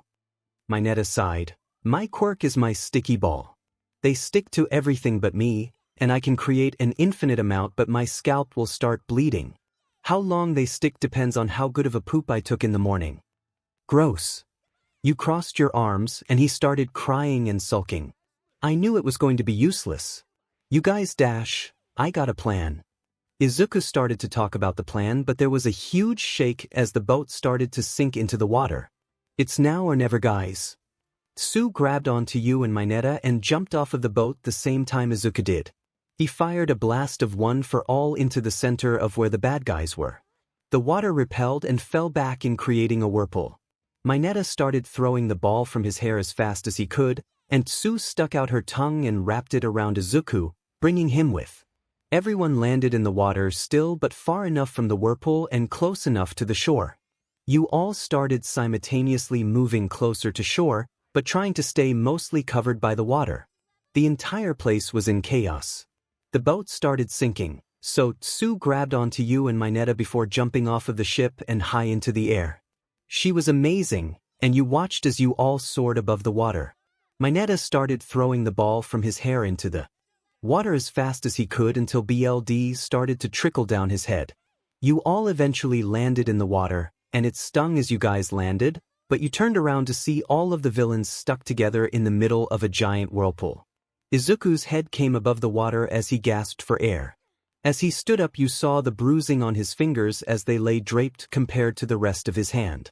You noticed the dirt being stirred up from where Mr. Aizawa was fighting all of the villains earlier. Maybe we should go help them. His quirk isn't made for large groups. You found yourself talking before you realized the words you were saying. It's dangerous. We should stay here and wait until help arrives. Sue combated, but as you looked at her to read her facial expression, it was blank. Then you noticed the grape head clinging onto her as if he was still scared, his hand on her melons squeezing it. You slapped him as hard as you could, and Sue pushed him under the water. He had no access to air. What a shame. You're probably right, Izuku commented. I don't want him to work himself to the point of no return. He's outnumbered. You moved to see a different angle, and they did too. It cleared up enough for you to see Mr. Aizawa drive his elbow into the villain with hands all over him. Your body froze as you saw the clothes on his elbow disintegrate before the skin on his arm followed. What kind of quirk is that? Mr. Aizawa backed up to gain distance but was forced to dodge the other villain's attack. Then you saw the silhouette behind him. It was huge, at least double his height. Your mouth fell open as you watched in terror. Was this what the pros had to go against? Mr. Aizawa noticed and looked at it just as it slashed his face. His blood splattered and he crumpled to the floor. All of you watched in shock, not able to move from the shock and severity. Is he dead? There were students I couldn't disperse. One of them got out. Your eyes trailed over to the purple mist guy from earlier. The one with hands was there now too, and you put your head closer to the water, praying they hadn't noticed the four of you. 𝐀𝐮𝐿𝐻. If you weren't our only warp gate, I would have disposed of you by now. You're lucky you're essential to the plan because otherwise, you're incompetent. The hand guy's voice was raspy. Let's get out of here. Why would they leave? Izuku mumbled, and your eyes got wide before you put your finger to your lips and shook your head. Before we leave, let's make sure the symbol of peace is broken. He turned around and stared at the four of you with a grotesque smile on his face. Before any of you could react, he put his hand on Tsu's face. Thoughts of Mr. Aizawa's elbow played back in your mind as you turned. It felt like everything was moving in slow motion. She was going to die. When you came back to your senses, you realized nothing happened to her. His hand was just on her face. You really are so cool. He croaked out before glaring over his shoulder.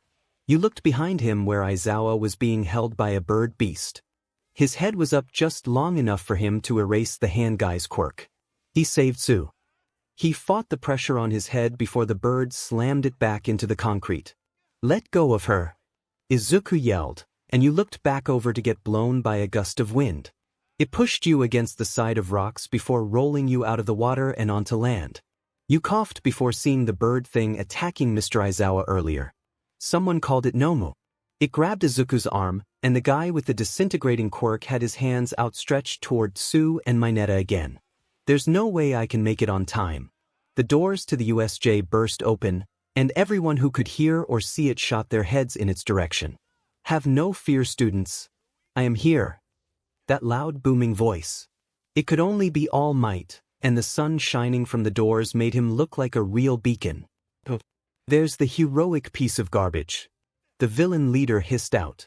All Might was quick, and within a second the villains around Mr. Aizawa were knocked out. He was holding Mr. Aizawa and whispered his apologies for not being here sooner before bringing him to 13. After that, he was quicker when it came to getting Tsu, Izuku, and 𝐬𝐬𝐿 out of the water. Get out of here and take Mr. Aizawa with you. He needs medical help right now. He instructed as the hand guy shamelessly walked over and placed one of his fake hands back onto his body that All Might knocked off. The three of them didn't argue and ran over to help take Mr. Aizawa to safety. You scrambled to your feet and tried to run and catch up. You flew and hit the side of the wall when All Might attacked the Nomu again. It took you a second before you came to your senses and got up. You stopped once more when you saw the purple warp slowly showing around All Might's feet when All Might grabbed onto the Nomu tightly. It was obvious that All Might planned to slam Nomu into the ground, but he couldn't move anymore. You were trying to bury Nomu in the concrete. That's smart. You wanted to immobilize him. To be you. You couldn't get over how raspy he sounded, and he scratched his skin to the point you were wondering how it wasn't bleeding yet. 𝐾𝐮𝐭𝐡𝐨𝐫. Good work. Just give up now. All Might warned as he tried to pry Nomu's fingers out of his side, which was now starting to bleed. We're not able to see your movement with the naked eye, so we had to restrain you. Once you're halfway through my warp, I'll seal it off, which will cut you in half. The symbol of peace will exist no more. 𝐾𝐮𝐭𝐡𝐨𝐫 was explaining the entire plan to All Might, which only made All Might act quicker. You glanced up to see Izuku making a beeline towards All Might. No. Izuku don't. 𝐾𝐮𝐭𝐡𝐨𝐫's warp appeared in front of him, and your heart skipped a beat. He's going to go in. That was before an explosion brought you back to your senses. Get the hell out of my way, Deku. Bakugo screamed as he launched forward, grabbing the neck plate hidden inside the warp. He pinned 𝐾𝐮𝐭𝐡𝐨𝐫 to the floor and was laughing as he watched the metal dig into the dirt on the floor.